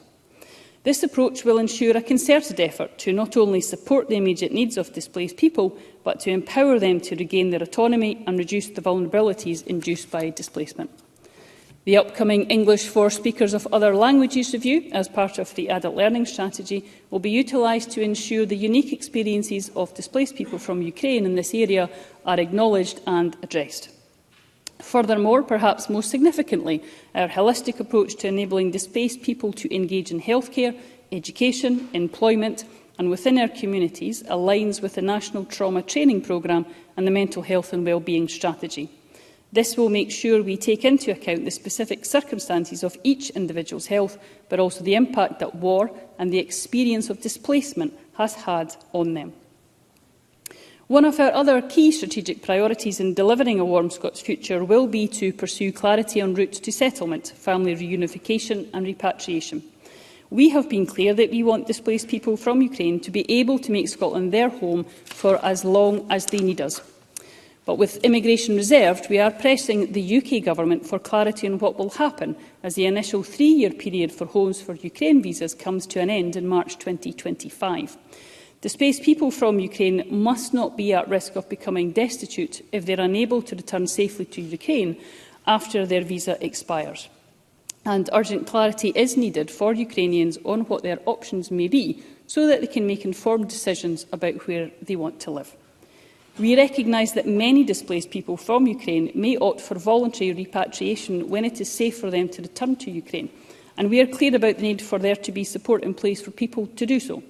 However, in line with our commitment to deliver a warm Scots future, clarity on visas is also essential to help us to effectively work with our partners across Scotland to plan for ongoing integration and to ensure Scotland can offer the life chances and opportunities that will help our new Scots fully embrace their roles in our communities. Whilst we press the UK Government for certainty over visas, we will continue to work with stakeholders to ensure that the lived experience of those already in our communities is taken into account. Presiding Officer, in conclusion, this motion before us this afternoon provides this Parliament with an opportunity to restate its unwavering commitment to Ukraine and an opportunity for us to once again reaffirm that those from Ukraine are welcome here. The new cross-party group on Ukraine, which I had the pleasure of attending the inaugural meeting to, was another good example of that support. We will be there for those from Ukraine now and into the future, after victory, as they continue to rebuild Ukraine, whether that's in our links with our universities or businesses. And I sincerely hope that this Parliament will take the opportunity to make clear again our firm commitment to Ukraine, and will continue to do so in the months and years ahead. Thank you. Thank you. Could you move the motion, please? I move the motion, Presiding Officer. Thank you, Cabinet Secretary. A gentle reminder to those who haven't already pressed the request to speak buttons but intend to speak in the debate to do so now or as soon as possible. And I call on Miles Briggs to speak to and move Amendment 11696.2. Around 7 minutes. Mr Briggs. Thank you, Deputy Presiding Officer. And I do welcome today's debate and the opportunity, as the Cabinet Secretary have said already, for Parliament to reaffirm in the strongest possible terms our solidarity with the people and government of Ukraine. Since President Putin and the Russian military launched its full-scale armed attack against Ukraine on the 24th of February 2022, the United Nations Human Rights Monitoring Mission in Ukraine has estimated that at least 10,000 civilians, including more than 360 children, have been killed, and over 18,500 have been injured. And as we prepare for Christmas and think about a peaceful time here in Scotland across the UK, I want to take this opportunity to acknowledge just the scale of horror being faced by men and women and children in Ukraine at this moment. It's estimated that around a quarter of civilian casualties have occurred not on the front line, but from attacks with missiles and loitering munitions, predominantly launched by the Russian armed forces.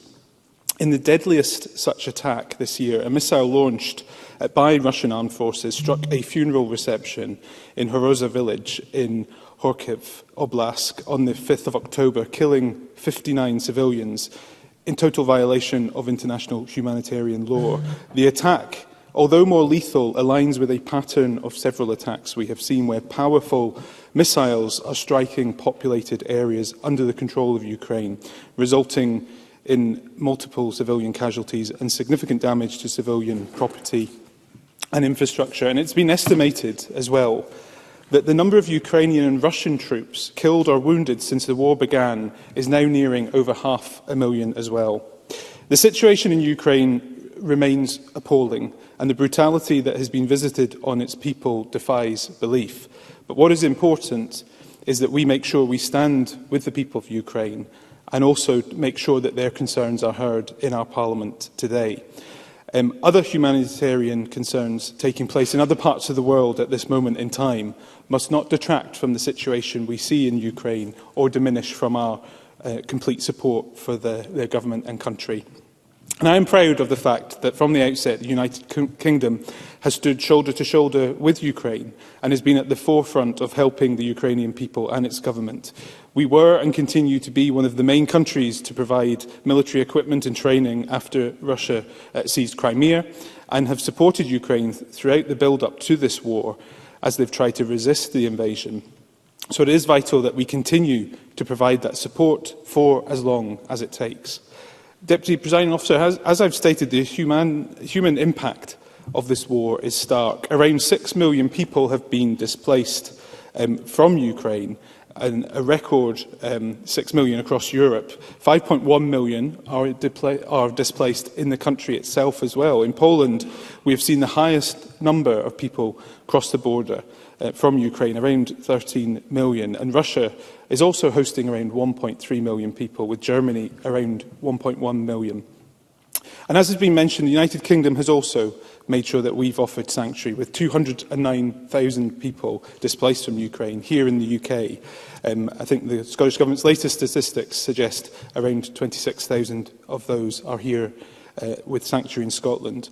And we have stepped up across our public services to provide that in all our communities. And I want to, as the Cabinet Secretary has, pay specific tribute to those who have put in that work across our local government. And perhaps here in Edinburgh, and I know Edinburgh members who from the outset have undertaken visits to various schools and also to the ship when it was down in Leith, have seen that in action. But I especially want to pay tribute to the schools who have supported young people. And I know one of the lasting legacies of this conflict will actually be the friendships which have been forged between Ukrainian children and Scottish children, and that will last forever. Councils have been working closely with their partners across the public and voluntary sector and community sector to provide that support. And I want to make sure that they are highlighted in today's debate as well, because it has been a community uprising as well to provide that support. There's so many people often not taking the support which government is offering, but actually communities raising those funds and making sure individuals are supported. And that's something we should acknowledge. As my amendment for today's debate makes reference, though, there are some specific concerns being expressed by charities and organisations with regards to the housing issues being faced by many displaced Ukrainians and Scots currently placed in temporary accommodation. Finding sustainable solutions to that problem is critical, as other debates around this issue have highlighted. And I hope the consensus which the Cabinet Secretary has asked for today will mean that all the motions for today's debate will be supported cross-party, because I think it is important we do register in this debate that the housing element is something we need to still continue to focus on for both Ukrainians and Scots who are in temporary accommodation at this time. As the Cabinet Secretary has said, there remains a really important recognition of the work which local support groups, the length and breadth of the country, are undertaking. And I want to also, as the Cabinet Secretary has said, put on record the fact that the Scottish Parliament has finally established a cross-party group on Ukraine. I think that first meeting, for those of us who were at it, really saw the passion of those who were involved, and I was very much taken by the other Consulate Generals who attended at that event and their full support for Ukraine as well. So I welcome the establishment of the cross-party group, and I'm not sure if Colin Beattie is speaking in the debate today or not, but put on record my tributes to him for helping as a catalyst for that to take place. Colin Beattie, Paul O'Kane, Alex Cole-Hamilton and myself will co-chair that cross-party group, but I hope other members across the Parliament will look to join that cross-party group. It will be, I hope, an opportunity as we move forward for how long this war will continue to give Parliament an opportunity to really hear concerns and the voices of people from Ukraine living in Scotland at the heart of the Parliament. Finally, Deputy Presiding Officer, to close, the people of Ukraine are not only fighting for their freedom, but they are fighting for the cause of freedom, and we must make sure that they prevail. I hope today's debate just before Christmas has given Parliament the opportunity once again to put on record our full-hearted support for the people of Ukraine and their government, and the Sanctuary Scotland will continue to offer, and I move the amendment in my name. Thank you.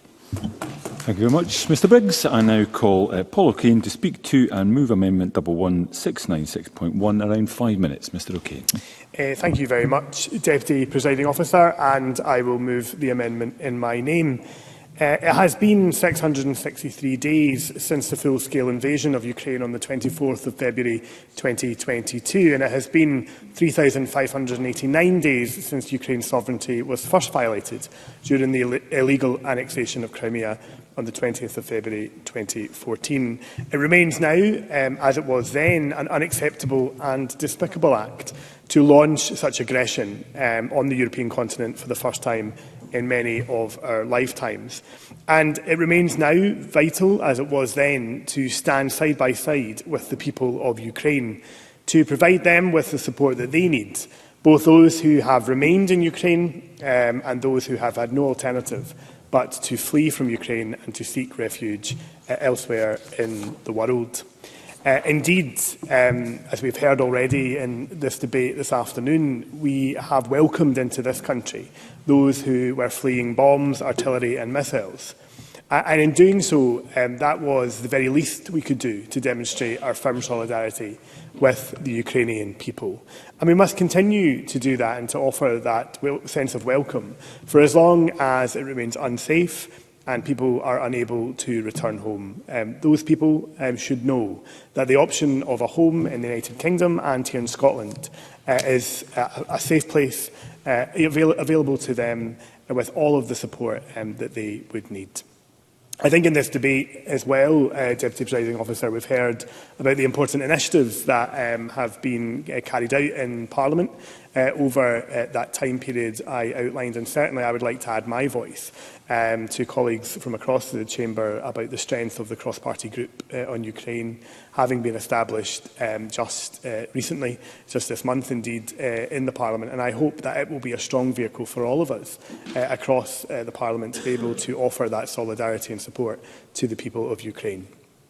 The move by the Scottish Government to establish longer-term support for Ukrainians in Scotland beyond the emergency phase is correct and necessary.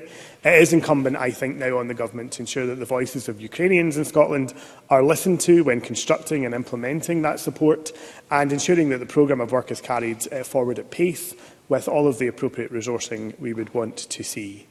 The amendment in my name notes and seeks to add to the Government's motion.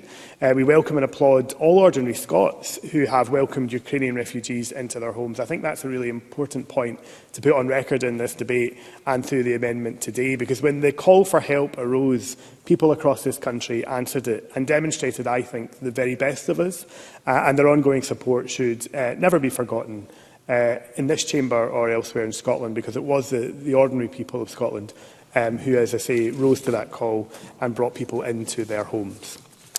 As we move to a longer-term strategy to support those Ukrainians who have come to Scotland as a result of the invasion, it is important, I think, that we do face up to and solve many of the challenges that are in front of that strategy. And we've already heard reference from Miles Briggs to housing being one of the bigger challenges that we know exist.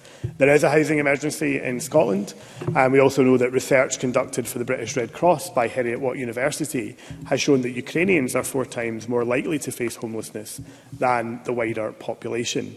And that sits on top of previous research from the British Red Cross published back in March that showed that many Ukrainian refugees were living in inappropriate accommodation.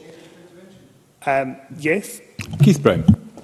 Thank Paul O'Kane for taking intervention. And just in the interest of a more rounded debate, would he acknowledge that some of the issues with housing are first that the UK took so long to open its borders in the first place, that they have withdrawn the local government resettlement fund tariff, which is available to help local authorities do that, and also that Scotland's taken nearly 20% of all Ukrainians. So would that not add some pressure to the housing situation in Scotland? Paul O'Kane, I can give you the time back. I'm very grateful, Deputy Presiding Officer, and I thank Keith Brown for his intervention. I wouldn't deny much of what Mr Brown has said in terms of the challenges there have been with UK support and ensuring that that support is available, particularly to local authorities across the country, in a more sustainable way.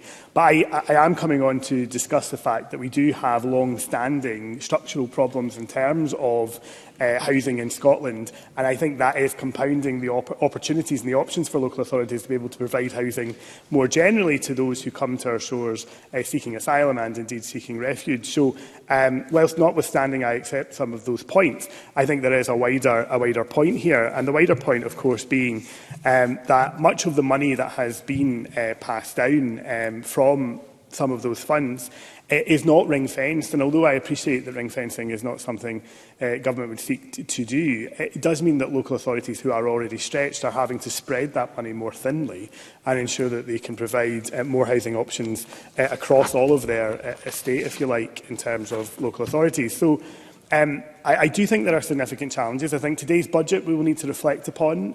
Certainly, initial analysis shows a 32% reduction in the housing budget. We're going to have a very serious conversation about that in this context and in the broader context I refer to in reply to Keith Brown. I'm conscious, Presiding Officer, of time and indeed of the consensual nature of this debate, which I do think is vitally important. Consideration must be given also to education, healthcare and other services which allow people from Ukraine living here in Scotland to have access as to normal a life as possible.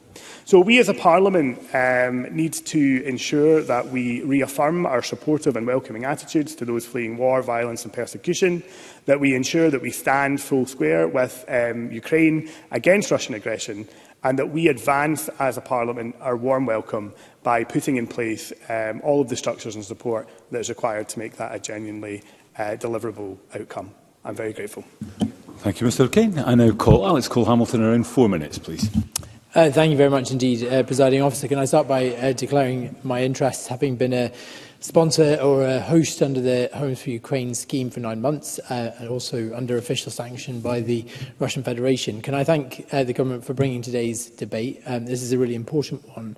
The Cabinet Secretary said, and I think in a very excellent speech at the start, that there is a tight competition for the worst place in the world right now. She rightly mentioned Gaza.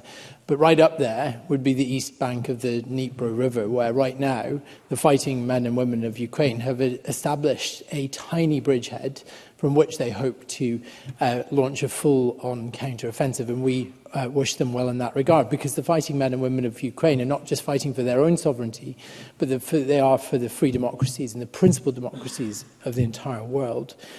As we today remember the refugees that we have opened our homes to, it's important, I think, to remember the war that they are fleeing from, because the West, I think, is in real danger of combat fatigue. And we see that no more clearly in the debates in the House of Representatives in America about the cessation of funding there.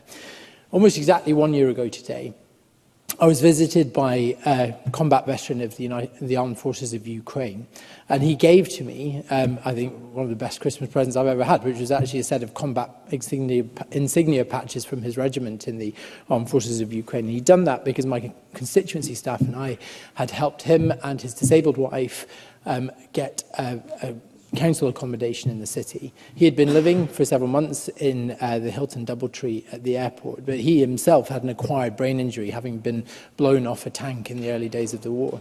His story, I think, was really important to my team in terms of the swiftness with which we were able to help him and the speed at which local services wrapped around him. He followed the journey that many do, right into the heart of my constituency. West Edinburgh was, of course, the principal point of ingress for our Ukrainian guests, with many of them arriving at City of Edinburgh International Airport. There, they were met by volunteers at the Ukrainian welcome desk. Not many of the volunteers spoke Ukrainian, but they soon learned enough to make people feel immediately welcome. Onwards, they were embarked to Gogarburn House, where I know a number of my Edinburgh colleagues have visited the Ukrainian Welcome Hub there, where people like Alistair and Gavin would make them feel welcome. So much so that a baby who was born in that house was actually named Alistair after one of the City of Edinburgh Council workers that had made them to feel so welcome.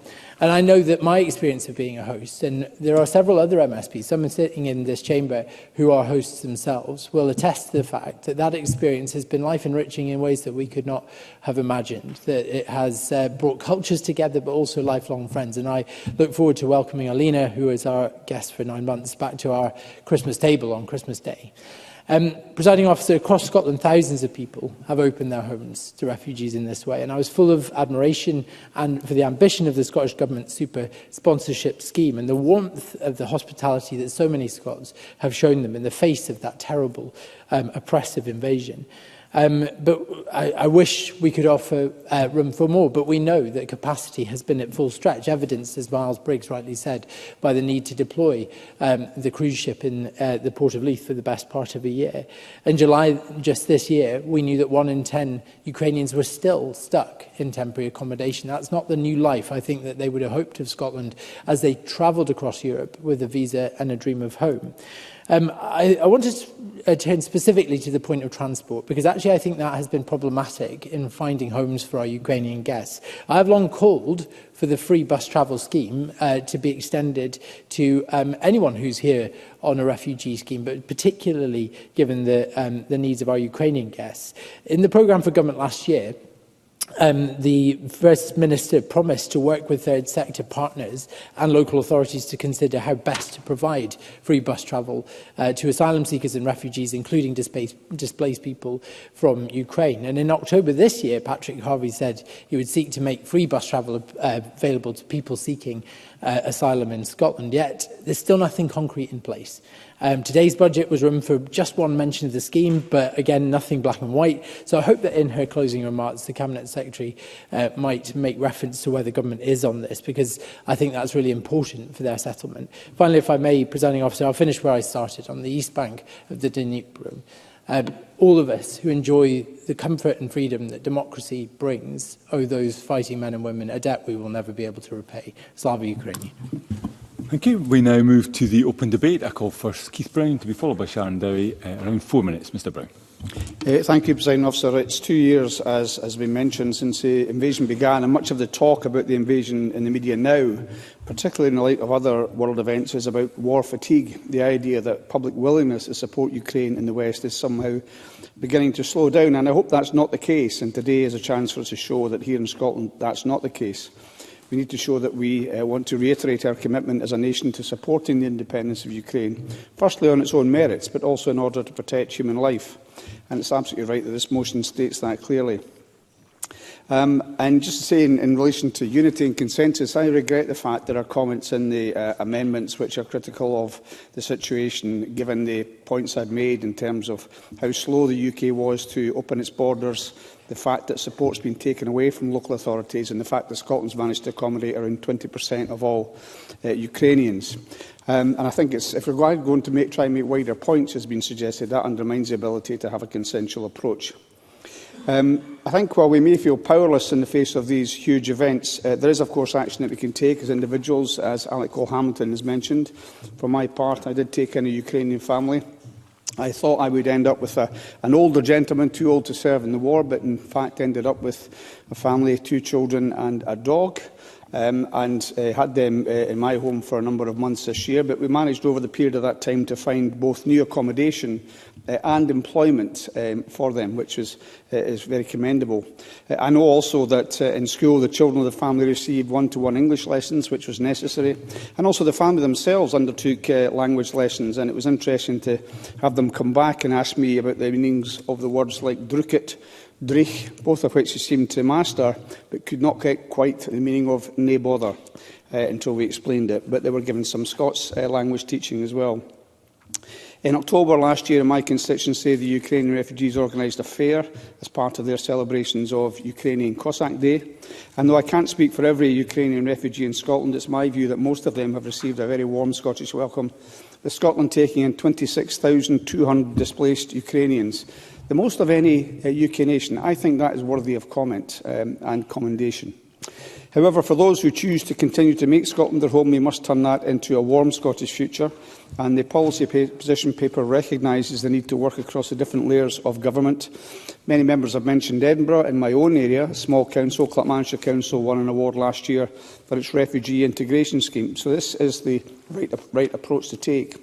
And the same approach now needs to be taken by the UK Government, and they have to give clarity on what happens when the 3-year visa period available to Ukrainian refugees comes to an end. Paul O'Kane mentioned this, but if I could just mention a text I got from my constituent, now rehoused, who has the opportunity to move into social housing. Paul O'Kane rightly said we should hear the voices of Ukrainians. And he mentions that they went last week to view social housing that was offered to them, that was half the price of the accommodation they're currently in. But they have to say when they accept it within a day. It's a 3-bedroom, 3-floor monthly, a monthly fee for half of what they currently pay. But it requires complete renovation, painting and carpeting on the floor. And all this work must be done before they can give them the 15 months before the rent freeze starts. They also have to buy a freezer, washing machine and cooking stove, etc. Now, this is difficult in any event, but to do this without knowing whether in a year's time you're still going to have the right to stay in the country is virtually impossible. And the same inhibition lies on the Scottish Government. How can they be asked to make long-term plans if we do not have the security of those that are currently here having the right to stay, the reassurance to understand the trauma they've gone through in the first place and to compound that trauma by not letting them know that they'll be safe to stay here if that's what they require and want to do. The uncertainty, I know, is causing distress for Ukrainians.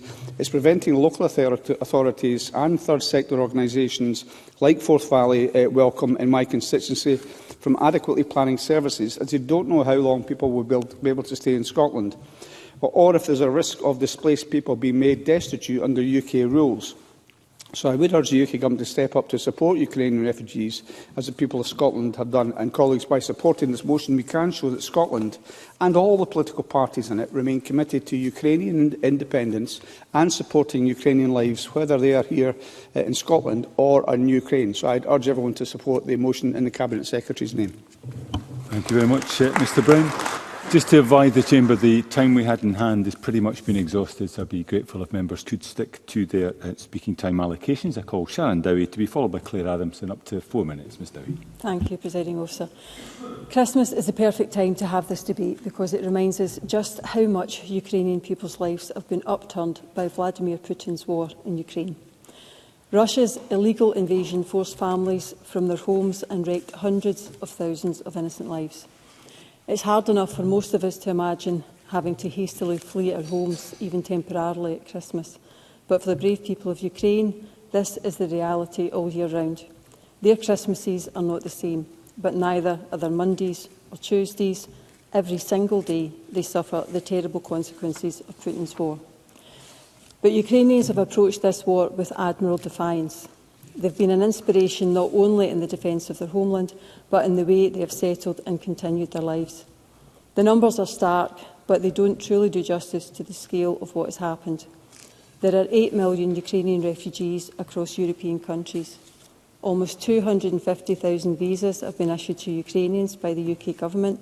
More than 26,000 Ukrainian refugees have arrived in Scotland alone. I want to applaud all of those Ukrainians for coming to our country and becoming a very welcome part of our communities. None of us can really say how we would handle a terrible situation like this if we found ourselves in that position, but I would hope that we would approach it with the same strength of character that the Ukrainians have. Today, I also want to applaud the generosity and kindness of Scottish and British people who have welcomed Ukrainians. It's been incredible to see so many people take Ukrainian families into their own homes, including those in the Chamber. They've been made to feel safe and included because of the compassion of local people. In South Ayrshire, approximately 350 Ukrainians have come to live across around 160 households, while in East Ayrshire there are currently 225 Ukrainians living across 86 households. And I also want to thank the many local groups and charities who have also helped, from schools to churches to local businesses. They've all pulled together to help wherever they can. Bernardo's have also done an incredible job to help support those who've come here. They provide regular emotional support and safe spaces for young people and parents to help understand the trauma they've gone through. It's an excellent resource because, as Bernardo's have noted, many families displaced from Ukraine find this difficult within their own support networks, where others are also in distress. One quote from a Ukrainian parent sums up the work Bernardos has done. He said, "I'm so happy you helped me to settle. You're my biggest angel in Scotland. I appreciate everything you did for me and my family." We can be proud of our country's actions, both at home in welcoming Ukrainians and on the front line of this war. The UK has stepped up with a tremendous amount of support for ordinary Ukrainian people in need of aid, and with vast resources to help Ukraine to fight Vladimir Putin's invasion. Our country has done a lot on so many fronts for Ukraine, but there are still problems that need to be addressed for Ukrainian people to rebuild their lives here in Scotland. The SNP government must act to address the plight of 7,500 Ukrainian refugees stuck in temporary accommodation. That is part of a wider housing crisis in Scotland, but we cannot let these people down who have already endured such hardship. I hope today that the Government will consider and reflect on how they can urgently provide Ukrainian families with the level of housing support that they deserve. Thank you, Presiding Officer. Thank you. I now call Claire Adamson to be followed by Paul Sweeney. Up to 4 minutes, Ms Adamson.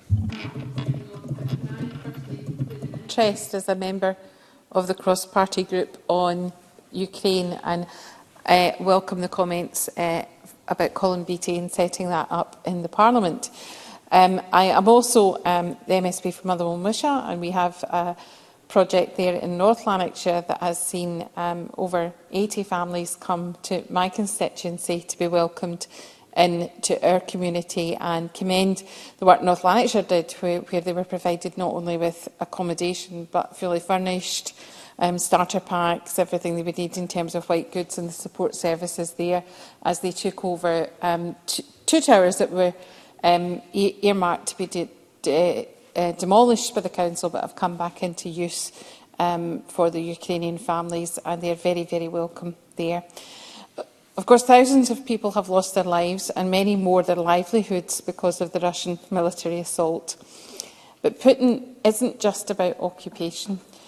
He is intent on destroying Ukrainian culture, Ukrainian identity and the Ukrainian language to eradicate exactly what it means to be Ukrainian. Critical infrastructure has been razed, and make no mistake, this is cultural imperialism.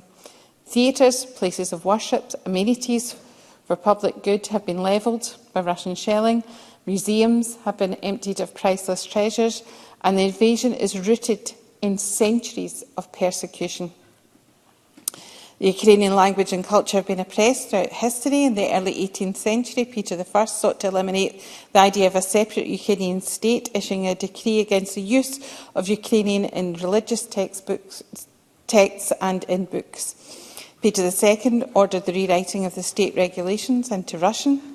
Under Catherine II, churches across the Russian Empire were ordered to conduct services in Russian.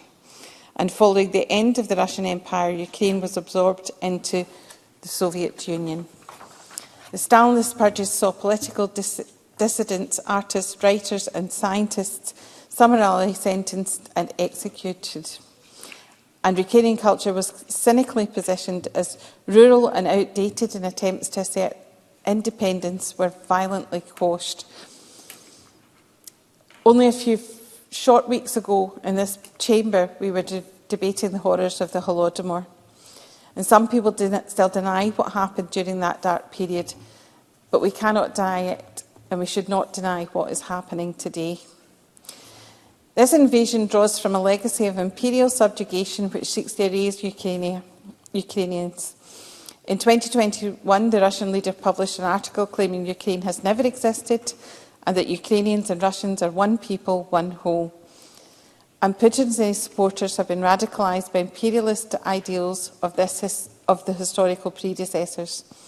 Ideals which, is important to note, are opposed vociferously by swathes of the Russian population. After the invasion in 2022, troops began confiscating and destroying Ukrainian history and fiction books amidst an bombardment of modern artillery, and grim historical goals remained the same. In August 2022, I was honoured to host a cultural leadership dialogue at this Parliament with the Edinburgh International Culture Summit and the Ukrainian Institute.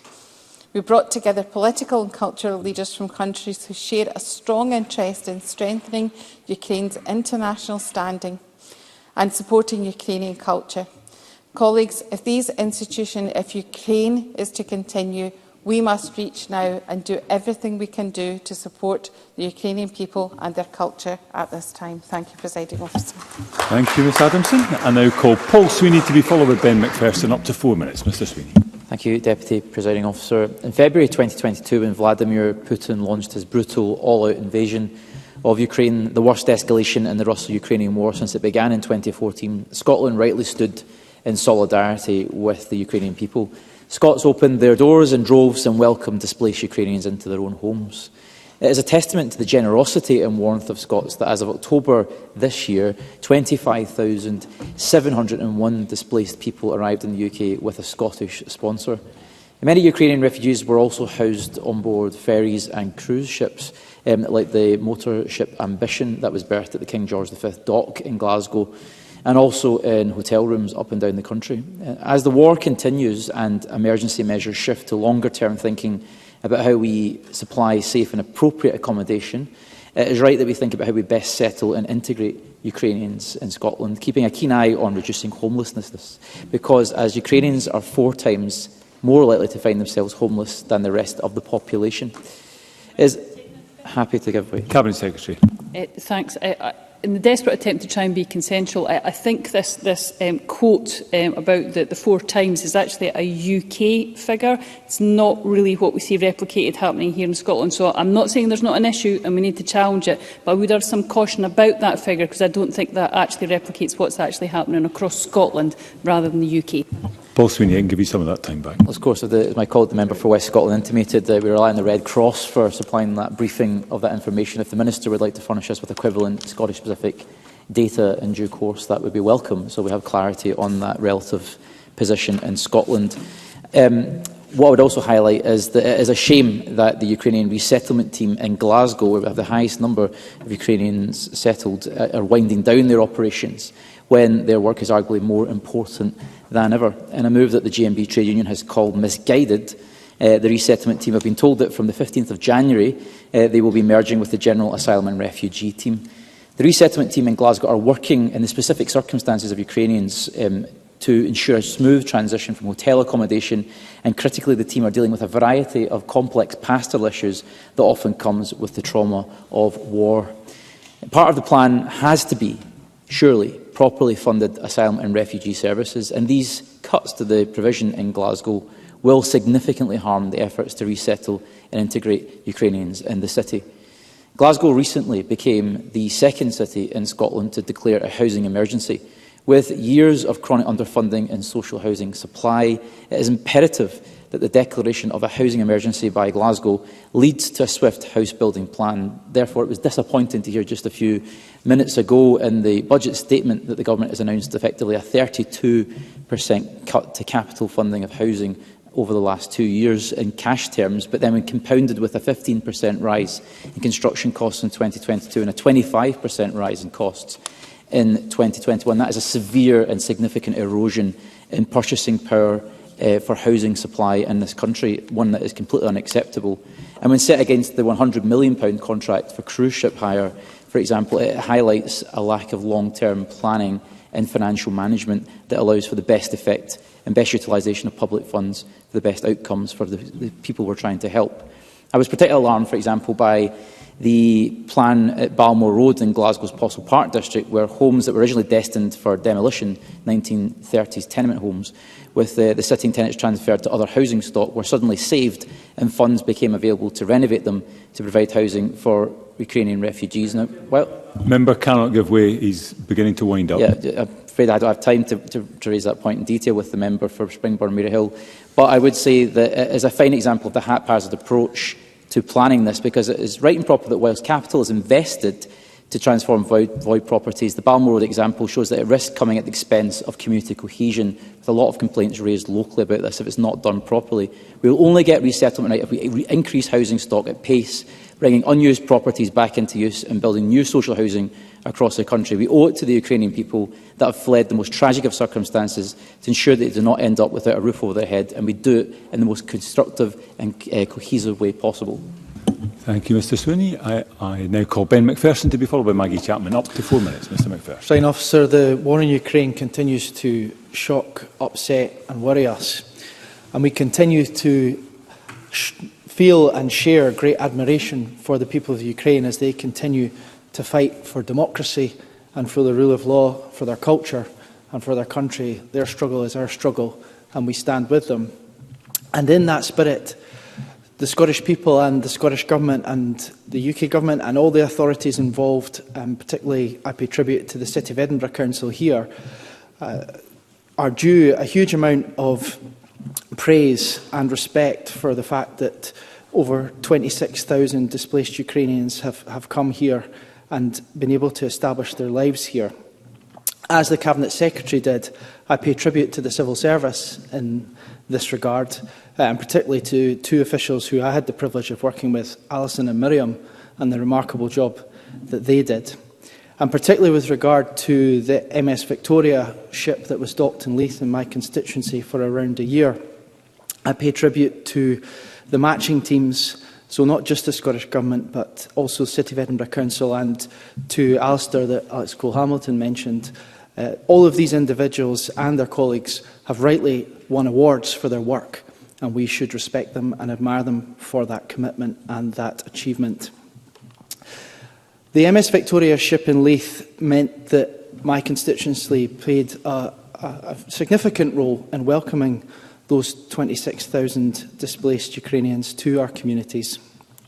And I had the privilege of meeting with many on board, as well as with local organisations and national organisations assisting those individuals to settle here, including one-parent families.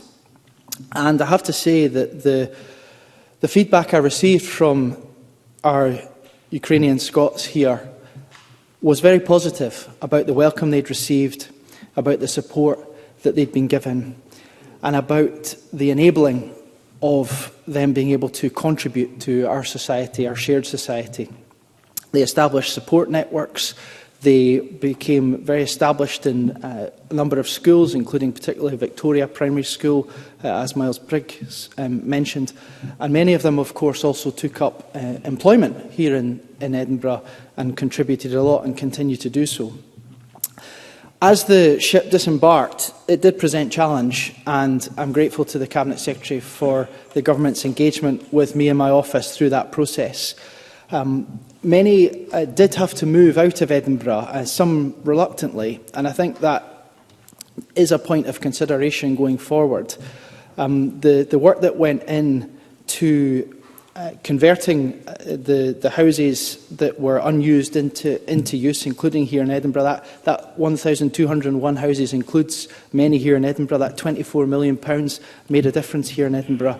But I think the situation did emphasise something that I do talk about regularly in this Parliament, which is the particular challenge of housing that we have in the capital, and that very welcome £550 million in the next financial year for the Affordable Housing Supply Programme.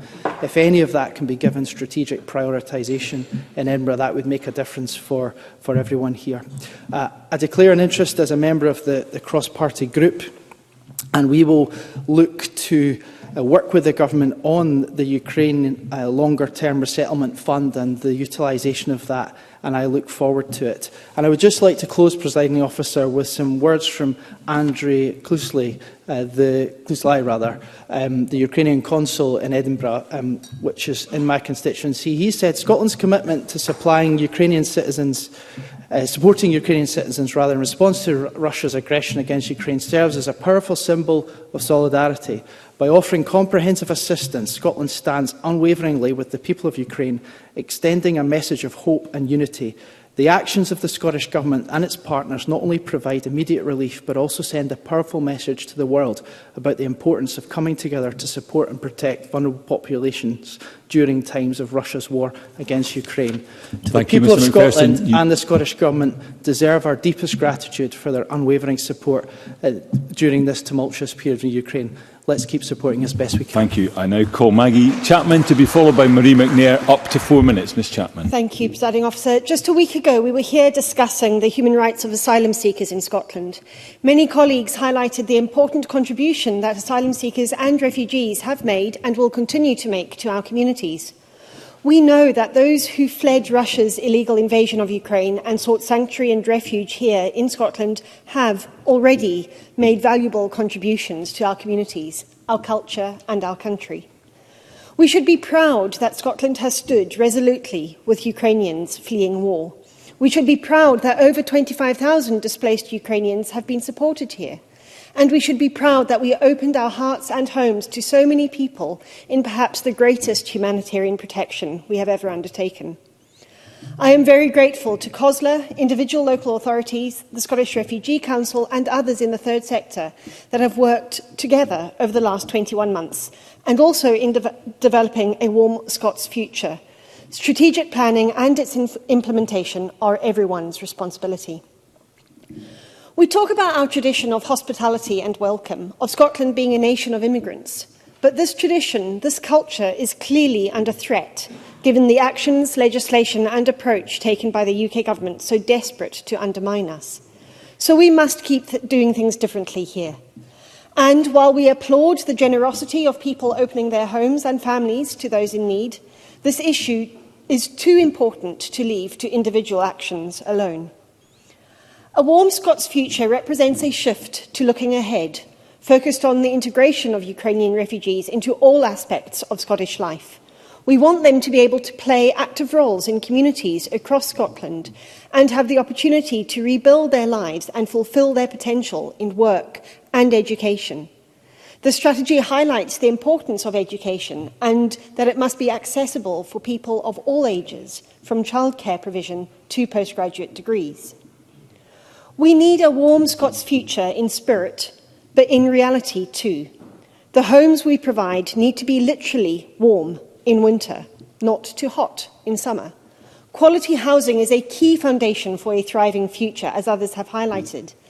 And I hope we can build on schemes like Aberdeen City Council's use of the Ukraine Longer-Term Resettlement Fund to bring up to 500 homes back into use across the city. And of course, when these homes are no longer needed by Ukrainians, they'll be retained as part of the city's social housing stock for others in need. Our response to the war in Ukraine showed our capacity for imagination, empathy and solidarity. People faced experiences beyond our comprehension, and we pulled together.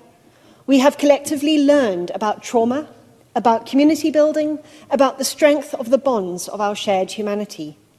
And we are going to need to build on all of these and more over the coming years as we will see increasing international crises. Wars over territory and scarce resources, natural disasters, climate catastrophe. What we have learned in the last 2 years can help us facilitate deep and lasting support for Ukrainians and, I hope, all others who need sanctuary and refuge. Because our commitment to a shared humanity must be for all people, not just those some deem worthy. And of course, the work we do here will be complemented by work on the international stage, peacemaking, mitigation and adaptation to climate change, reconstruction based not on corporate enrichment, but on grassroots participation and democracy. We must grasp this opportunity to show feminist foreign policy in action. So in conclusion, Presiding Officer, we should be proud of what we have done in Scotland. But we must always strive to do more, acutely aware of wars, oppression and climate effects across the world, and the people affected, equally in need of sanctuary, equally able to contribute to Scotland's future. Thank you. Thank you. I am going to have to encourage members again to stick to their speaking allocations. Marie McNair to be followed by Fulton McGregor. Up to 4 minutes, Ms McNair. Thank you, Presiding Officer. I'm pleased to speak in this debate in support of the Scottish Government's strategy to help Ukrainians living in Scotland, settle in communities and gain longer-term housing. Since the invasion of Ukraine, Scotland has offered sanctuary to over 26,000 people from Ukraine who have arrived with a Scottish sponsor, more than 20,500 of them through the Super Sponsor scheme. In the Western Bartonshire part of my constituency, 241 Ukrainians have settled, including 209 in council-owned homes. The local council are developing proposals to make another 60 properties available for Ukrainians in 2024. The Scottish Government has made clear they are following a different path to the UK Government when it comes to refugees, one that treats them with compassion, kindness and dignity. These are the values of so many Scots across our country, and it's been truly heartwarming to witness communities across Scotland welcome Ukrainians with open arms. In my hometown of Clydebank, I've witnessed this for my own eyes. Ukrainian refugees have not just been welcomed in, but they've been treated as equals and shown they have a future in our community. Patrick Food Parcels, Community Hub and Chatty Cafe, run by Maureen Cummings and our amazing team, are a great example of this. In 2022, Maureen and her team decided to make up a food parcel for a young Ukrainian family living in a hotel in Western Bartonshire. And while this was so welcome, the family had no appliances to cook meals in the hotel and were desperate to make a home-cooked meal. So the Patrick Food Parcel team put together a list of ingredients needed to make a traditional Ukrainian meal, sourced the food and then opened their Chatty Cafe kitchen to the family to cook. And since this time, the team have held Ukrainian Family Days, which are growing every month, and I've seen over 30 parents and children from Ukraine get together for food, fun and a chance to bond with people from back home. The mother of the young family has even volunteered in the food bank and helped translate for Ukrainian families to make sure they receive food too. And on Mother's Day this year, the team held a special event for Ukrainian families to come together, share food, gifts, chat and have a sing-song and actually get other people to learn Ukrainian songs. It was a great day. And many of them will be really missing their own mothers this year, so it was really a lovely, special moment. The Patrick Food Parcel team have really gone above and beyond to make sure Ukrainians in the community feel not just welcomed, but a real part of the community. They have made clear to the community that refugees will be welcomed in Clydebank and will be shown they have a future there. They are an equal part of our community. I will always be truly in awe of their team, and my sincere thanks go to Maureen and all the amazing staff and volunteers. Their selflessness is really unmatched, and the Patrick Food Parcel team example is just one of many, but it shows how local communities have come together to support those in need. The Scottish Government's new strategy will build upon the initial kindness and compassion shown by residents and work to ensure Ukrainian residents can settle in the community and in long-term accommodation. Scotland acted swiftly at a time of legal invasion of Ukraine, so it's only right that we lead the way in giving Ukrainian people a positive future here. With a strong community spirit and the Scottish Government funding, our local Ukrainian residents will be able to thrive and have a bright future in Scotland. That's the way it should be, a compassionate Scotland, there for everyone. Thank you.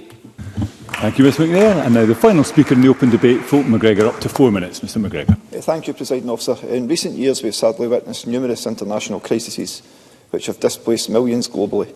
The situation in Afghanistan, the ongoing crisis in the Middle East, and, of course, the topic of today's debate, the illegal Russian war against Ukraine.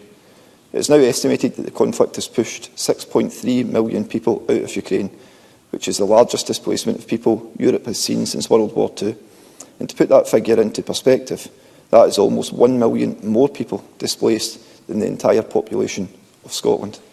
This chamber has consistently been united in voicing our support and solidarity in standing alongside our European neighbours for democracy, human rights and the rule of law at home and abroad. And I'm proud to say, as others have already said today, that Scotland has gone above and beyond in offering sanctuary and support to those fleeing the conflict. More than 26,000 Ukrainians are now based in Scotland, and although I dearly wish that circumstances that forced so many Ukrainians to come to Scotland had never transpired, it is indicative of our welcoming nature that Scotland have supported the most refugees per capita across the UK nations. Indeed, within my constituency of Coatbridge and Chryson, so many Ukrainians now have a base. High Coats Tower in Coatbridge is currently home to nearly 150 Ukrainian families.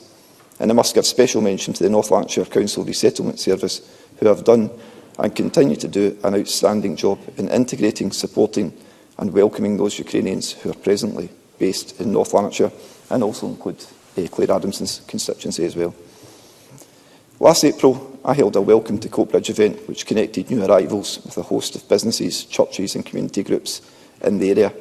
And I can see the presiding officer's really tough in time, so I was intending to name them, but I'm now not going to. But I'd like to thank each and every one of them. I do feel it was a successful event. We heard that back from the Ukrainians that attended. I know it helped them to integrate into the community. But I do want to thank my office team in setting up the event. And I've got a surprise visit from one of my office today in the gallery, Donna Simpson. So I want to put on record here a wee surprise back to her. A thank you to her and all the team for the work they do and continue to do on my behalf, supporting Ukrainian refugees in Coatbridge. But the focus that I mentioned on integration is important because it's now almost 2 years since Vladimir Putin's devastating actions. While Scotland has done well at providing emergency accommodation in this dreadful context, we must now look to ensure that those fleeing the war in Ukraine are supported to rebuild their lives in Scotland, should they wish to. The War on Scots Future strategy seeks to do this by providing funding to help provide language lessons, employment services, mental health support and housing support. And I want to reiterate that Scotland can be home for every Ukrainian living here for as long as they need and want it to be. And during a recent meeting here in Holyrood with the North Lanarkshire Council Resettlement Service and a number of Ukrainian refugees living in North Lanarkshire, the topics of visas was raised as a key concern amongst those Ukrainians, but all Ukrainians in Scotland. And although we know this chamber cannot pass legislation regarding asylum seekers, refugees and visas, it's imperative that we continue to press the UK Government on giving clarity to those who are facing such uncertainty as their current 3-year visas draw to a close. This uncertainty is not only leaving Ukrainians in stasis, but services, local authorities and the third sector partners in limbo too, as they seek to plan for the future to best support those who have come here. So, in summing up, I'm wondering if the Minister could outline what discussions she has had and will have with the UK Government on this issue in getting some clarity on the matter for those who are affected. I know that it will be deeply appreciated by my constituents, amongst others. Presiding Officer, I'll therefore close by once again thanking all those in the community across my constituency and across Scotland who have made such an effort in sheltering those fleeing from the Ukrainian conflict. I urge the UK Government to provide clarity and security for those who have come here. Thank you, Mr McGregor. Thank you. I'm now going to move to the wind-up speeches. I call first Faisal Chowdhury. Up to 5 minutes, please. Thank you. Deputy Presiding Officer, this debate today is indeed an opportunity for us all to reaffirm our solidarity with people of Ukraine. And it gives me a great honour to close on behalf of the Labour Party. For displaced people from Ukraine in Scotland, a concrete solution has been long awaited. In the wake of Russia's invasion of Ukraine almost 2 years ago, the SNP government promised a warm Scottish welcome for those displaced. As Kit Brown pointed out, Scotland has been able to host 20% of Ukrainians in the UK. Both ordinary Scot and public service providers have pulled out all the stops and given displaced Ukrainians a very warm welcome and vital support. Not to mention organisations such as the Scottish Refugee Council, who have been working flat out to help the refugees find housing in the middle of housing crisis. We must now support the amazing actions of Scot and local authorities with a long-term solid solution which allows Ukrainian refugees fair access to housing, education and healthcare. This plan must remain in place for all those who may be still to come as Putin's unlawful war in Ukraine continues. As the Cabinet Secretary pointed out, the Super Sponsor Scheme saw many ordinary Scots step up and house those most in need in the aftermath of Russia's invasion. As Alex Cole-Hamilton mentioned, this was an excellent scheme which saw many Scots open their homes to displaced people from Ukraine. But it was not a permanent solution. We must remember that it was the SNP that temporarily housed Ukrainian refugees in boats in both Edinburgh and Glasgow, because it had no prepared anywhere else from them to stay. Those housed, I'm tight for time. Yeah, I'll take your intervention. Ben McPherson, briefly. Would Mr Chowdhury acknowledge that in many, many cases, arguably the majority of feedback from the Ukrainian community in the Lothian region that he represents, that those who were on the MS Victoria in Leith had a very positive experience and spoke very positively about how they were looked after and supported during that period? Faisal Chowdhury, and I can't give you that time back. Thank you very much. I appreciate your intervention, and I had the privilege of visiting both of the boats, the one in Leith and the one in Glasgow. And yes, we do have positive response, but we are talking for long-term solution. As I was coming to my,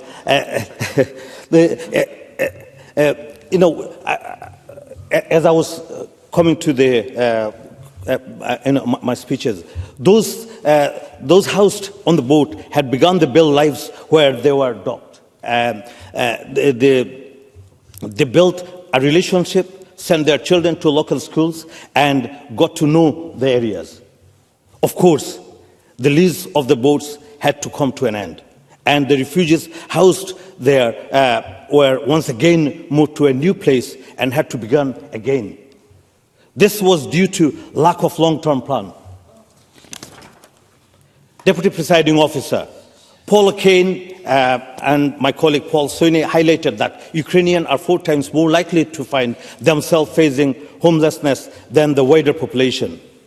This is in the middle of a housing emergency across Scotland, where homelessness reaches close to 5,000 households in house a night in Edinburgh alone. And I appreciate Cabinet Secretary intervention that there could be a different data in Scotland, which I will await for. Miles Briggs rightly pointed out that sustainable solutions are urgently needed to reduce the impact of this on Ukrainian and everyone in Scotland. A long-term concrete plan is a long overdue. The war in the Ukraine is not over, and as long as Putin's illegal war continues, Scotland must be both welcoming to the prepared for refugees from Ukraine coming to Scotland.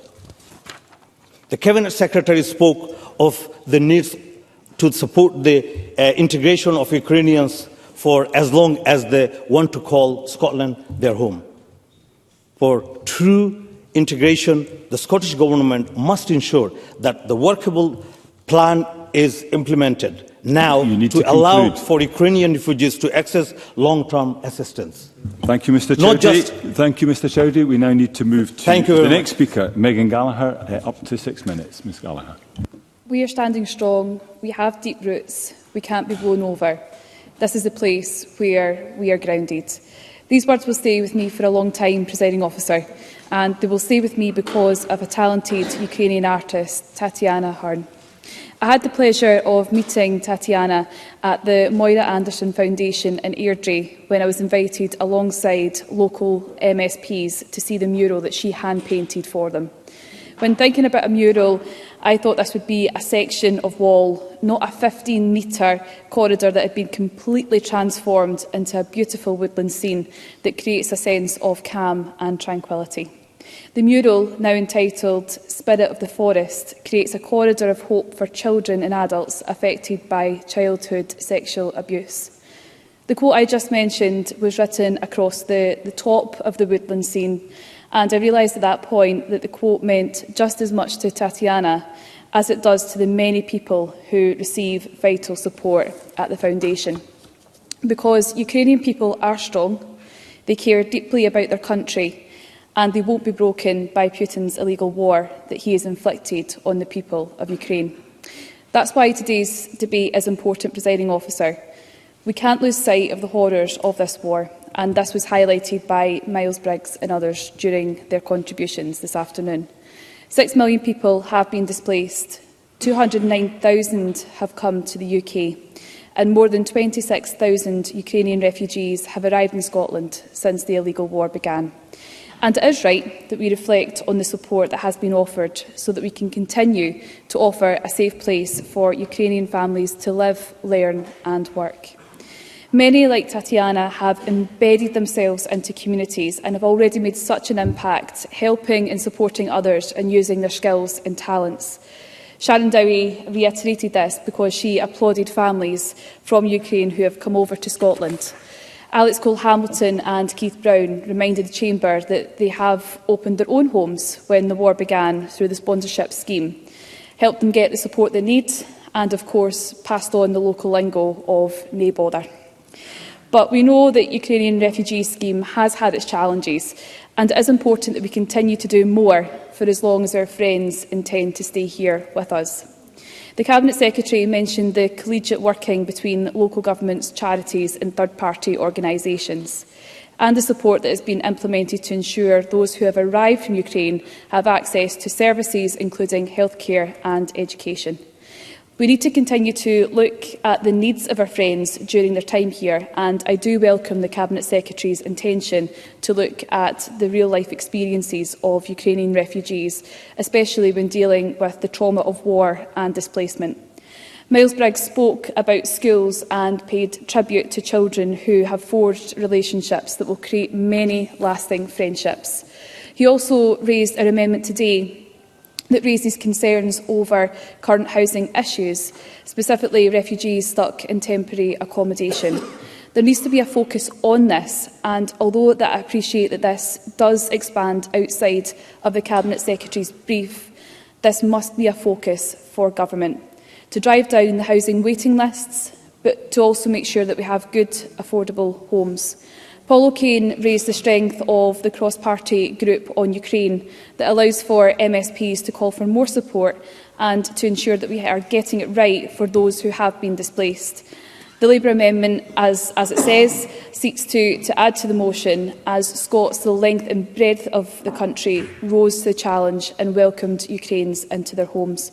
We will be supporting the Labour amendment at decision time.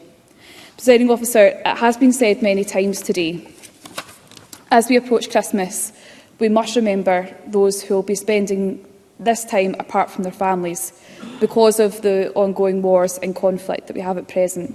And as always, my thoughts are with all innocent people caught up in these conflicts. And that's why I will close by once again reiterating the Scottish Conservative support for the people of Ukraine. And we will continue to work cross-party to ensure Scotland remains welcoming and that we offer a home for as long as they need. We will be voting for the Scottish Government and Labour motion and amendments tonight. And as Paul O'Kane said at the beginning of his speech, Parliament is at its best when we stand together. So I ask the Scottish Government for a collegiate approach this evening too. Thank you. Thank you, Ms Gallagher. I now call Emma Roddick to respond to the debate. Minister, up to 8 minutes, please. Thank you, Presiding Officer. And I welcome the general consensus in this debate, as well as the opportunity to share what we have been doing to successfully welcome almost 26,300 Ukrainians to Scotland. Of course, that's more per head of population than anywhere else in the UK. And that has been welcomed by Ukrainians. As Ben McPherson stated, the Ukrainian consul himself has called our demonstration of support a strong message to the rest of the world about how to welcome those in need of refuge. And Miles Briggs was right to say that we need to give proper consideration to concerns that Ukrainians living in Scotland have. And that's exactly what we intend to do, and why the Cabinet Secretary and I both engage frequently with Ukrainians in Scotland and those who support them. And that's very important because the responses are often surprising. While you can be sure that employability questions will come up, I've had Ukrainians give feedback that I did not expect on everything from being concerned that particularly younger kids in school are doing so well with English that their parents are worried they're going to lose Ukrainian, to enjoying the rain so much that they wish it would come more frequently. And I think it's important that we pick up on issues with our programme that we can sort out, and to support Ukrainians not just to integrate into Scotland, but to keep their Ukrainian culture and language alive while they're here, so that those who wish to can return and help to rebuild the country after they win the war. So Claire Adamson was right to focus on the destruction of culture, and I'm glad that there was a speech in this debate with time given to that issue. That fear that people will forget Ukrainian, that they'll forget how to play the bandura, or that we won't see people wear vyshyvankas is very real. And I enjoyed a demonstration of what an excellent instrument the bandura is at an event celebrating Ukrainian Independence Day this year in Glasgow. Just on Saturday, I was introduced to a homemade Kiev cake. Ukrainians have so much to be proud of, and I hope that they're able to protect their culture and keep it alive while they call Scotland their home. And I want to recognise that there is a strong voice here across the Scottish Parliament for support, and I recognise that many members take a special interest in supporting Ukrainians, whether it's contributing to debates like this, joining the new CPG, or of course the work of the Constitution Europe External Affairs and Culture Committee, which I know, having sat in front of them last week, have been working hard to scrutinise the work that is going on. Our priorities for supporting displaced Ukrainians must be led by the lived experience of Ukrainians, and that's why we must all continue to listen. Our Warm Scots Welcome position paper commits us to that, and itself reflects the input of Ukrainians who told us what their priorities were moving forward. I'll give way. Alex Cole-Hamilton. I'm very grateful for the Minister giving way. One of the lived experiences of some of our Ukrainian guests is their inability to access employment opportunities or indeed housing opportunities because they don't have the mobility to do so. Would the Minister offer some reflections on my remarks about the discretionary travel scheme and whether the Scottish Government will make that available to our Ukrainian guests? Minister. Yes, I'm going to come on specifically to the concessionary travel point, but I would point out that when Ukrainians came to Scotland, we opened up social security to them. They have the right to work. So in terms of mobility, we are doing everything within our power to ensure that they have those opportunities to support themselves and their families. On Saturday, I was welcomed by Ukrainians and those who support them in Inverness at the Highlands for Ukraine Hub, and I spoke with people about what's been helpful to them in terms of support, events, opportunities to gather. And what came across so clearly was the strength of spirit and determination amongst the displaced Ukrainians making their home in the Highlands and Inverness and Aviemore, as well as that widespread will to help them from the Highland community, from individuals who have become hosts to trucks being filled with aid to send to Eastern Europe, and the local Rotary Club organising fun and lively acts of kindness, including sleigh rides and contributing to collections for Ukraine. As with all engagement with the Ukrainian community recently, the issue of visas did come up. People are worried, and I think we can all understand the anxiety for people who are trying to make their lives here, not knowing how long they will be allowed to stay, having escaped a war ongoing in Ukraine, that distress that Keith Brown described. But this is also having a wider impact on their ability to integrate, because it's a matter of concern for their landlords, for employers, for lenders, and anyone else who wants to see that certainty of a secure migration status. So, to answer Fulton McGregor on his question about pressing the UK Government, I have done so on many occasions, most recently at a Ukraine trilateral along with Minister Hutt from the Welsh Government. So there is a joint effort ongoing to get that clarity for Ukrainians living in Scotland and across the UK, and I hope that the UK Government will provide that clarity as soon as possible. In the meantime, as the Cabinet Secretary has already assured the Chamber, we will continue to engage with our valued partners to support displaced people from Ukraine as best we can within the circumstances. And I don't want to stop short of celebrating that work that is being carried out, because, again, as the Cabinet Secretary noted, our team in the Scottish Government has been nationally recognised for the work that has been done on the Warm Scottish Welcome. And we, of course, welcomed over 3,000 people to MS Victoria and Ambition, the former of which I had the opportunity to visit and speak with residents. Now, this temporary accommodation, which was kitted out to a high standard with services on board, served its purpose of providing that emergency short-term accommodation before those on board were supported fully through ourselves, the local authority, partners, to find long-term accommodation. And I would point out that there were children drawing pictures of the boat, calling it home, and Ukrainians asking if we could just keep it there forever. So positive was their experience of life on board. But we recognise that temporary accommodation is exactly that, and encouraged people, supported people to find that long-term suitable accommodation. Our partners, the Association of Ukrainians in Great Britain, the Scottish Refugee Council and those local authorities who have gone above and beyond, have ensured that the experience from stepping off the plane to getting into long-term accommodation is that of Scotland being a welcoming country which supports Ukraine, is glad to have Ukrainians here to stay and wants to help them as much as possible. And like Maggie Chapman, I want to thank everyone involved, including the many Ukrainians who now volunteer to ensure that others get that same warm welcome for their hard work. To Alex Cole-Hamilton's point about concessionary travel, I think we have to be clear here about the difference between rights of asylum seekers and rights of displaced people from Ukraine. We are looking into how best to provide free bus travel to asylum seekers, because asylum seekers are not eligible for social security, nor do they have a right to work. And both of these facts are ones which the Scottish Government opposes. We've consistently called for better support for asylum seekers. We are working to publish a proposal next year for asylum seekers in Scotland to be allowed the right to work. And I see every day the mutual benefits that we and Ukrainians displaced to Scotland get from their right to work. Employers who've recruited Ukrainians often tell us that this was a great move for them in filling their vacancies with people who've been displaced through war, but often very skilled, leaving that work in Ukraine with qualifications and experience that Scotland badly needs. Scotland has been unwavering in its solidarity for Ukraine, and our message today for Ukrainians in Scotland is clear. We continue to stand with you, we continue to welcome you in our communities, and we will continue to support you to build new lives in Scotland. Slava Ukraini.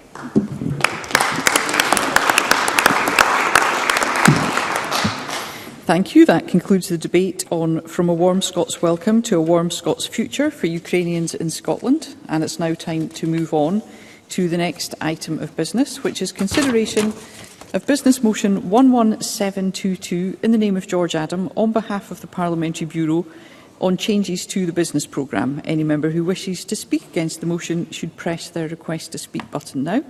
And I call on George Adam to move the motion. Thank you, Presiding Officer, and moved. Thank you, Minister. No member has asked to speak against the motion. Therefore, the question is that motion 11722 be agreed. Are we all agreed? Yes. Thank you. The motion is therefore agreed. And there are 3 questions to be put as a result of today's business. The first question is that Amendment 11696.2 in the name of Miles Briggs, which seeks to amend motion 11696 in the name of Shirley-Anne Somerville on From a Warm Scots Welcome to a Warm Scots Future for Ukrainians in Scotland be agreed. Are we all agreed? No. The Parliament is not agreed, therefore it will move to a vote, and there will be a short suspension to allow members to access the digital voting system.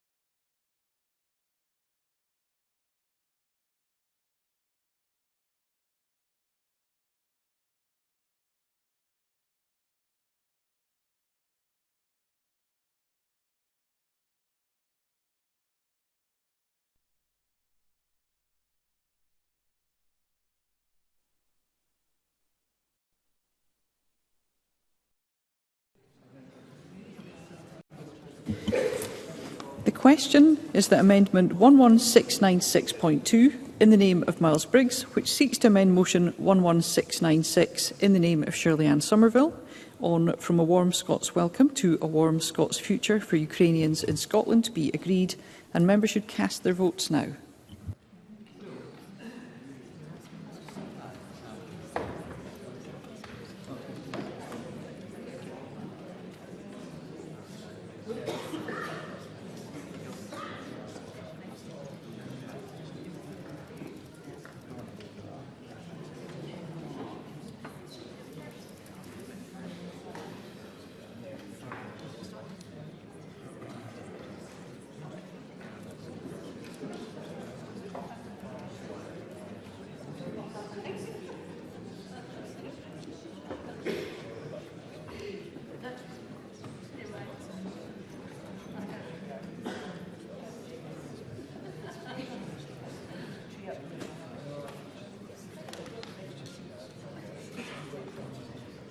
The vote is closed.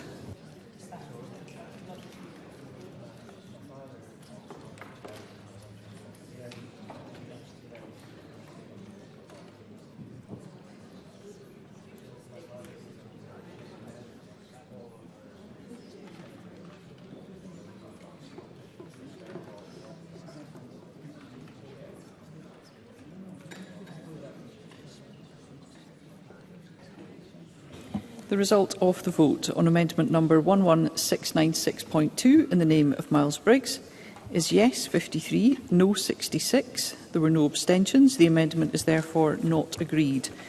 The next question is that amendment 11696.1 in the name of Paul O'Kane, which seeks to amend motion 11696 in the name of Shirley-Anne Somerville, on From a Warm Scots Welcome to a Warm Scots Future for Ukrainians in Scotland, be agreed. Are we all agreed? No. The Parliament is not agreed, therefore we'll move to a vote and members should cast their votes now.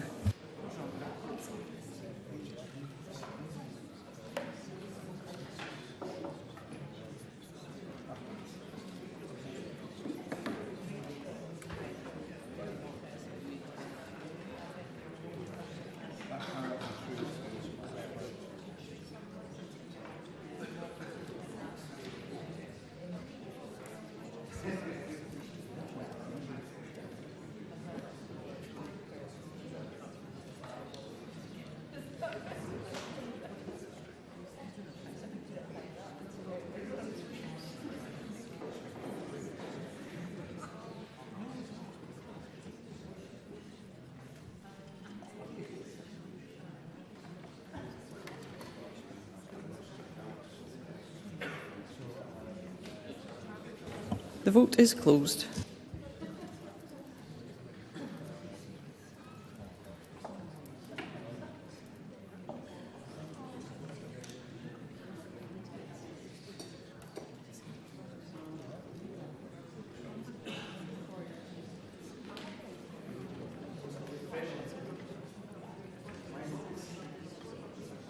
I can assure you, Mr Chowdhury, that your vote has been recorded. Thank you.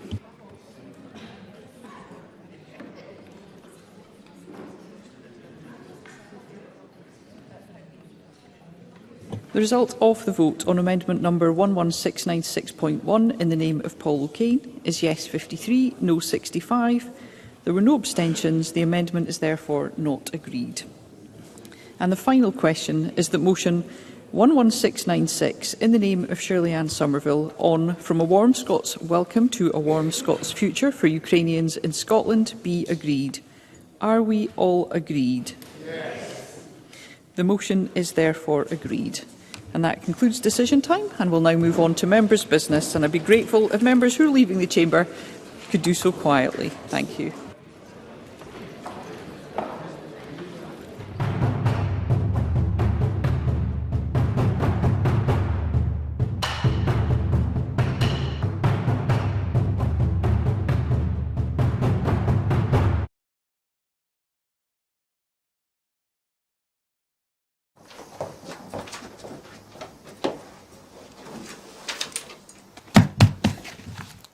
Hello and welcome to Broadcasting Scotland. My name is Lewis McGlynn. Hello and welcome to Broadcasting Scotland. My name is Saoirse Healy.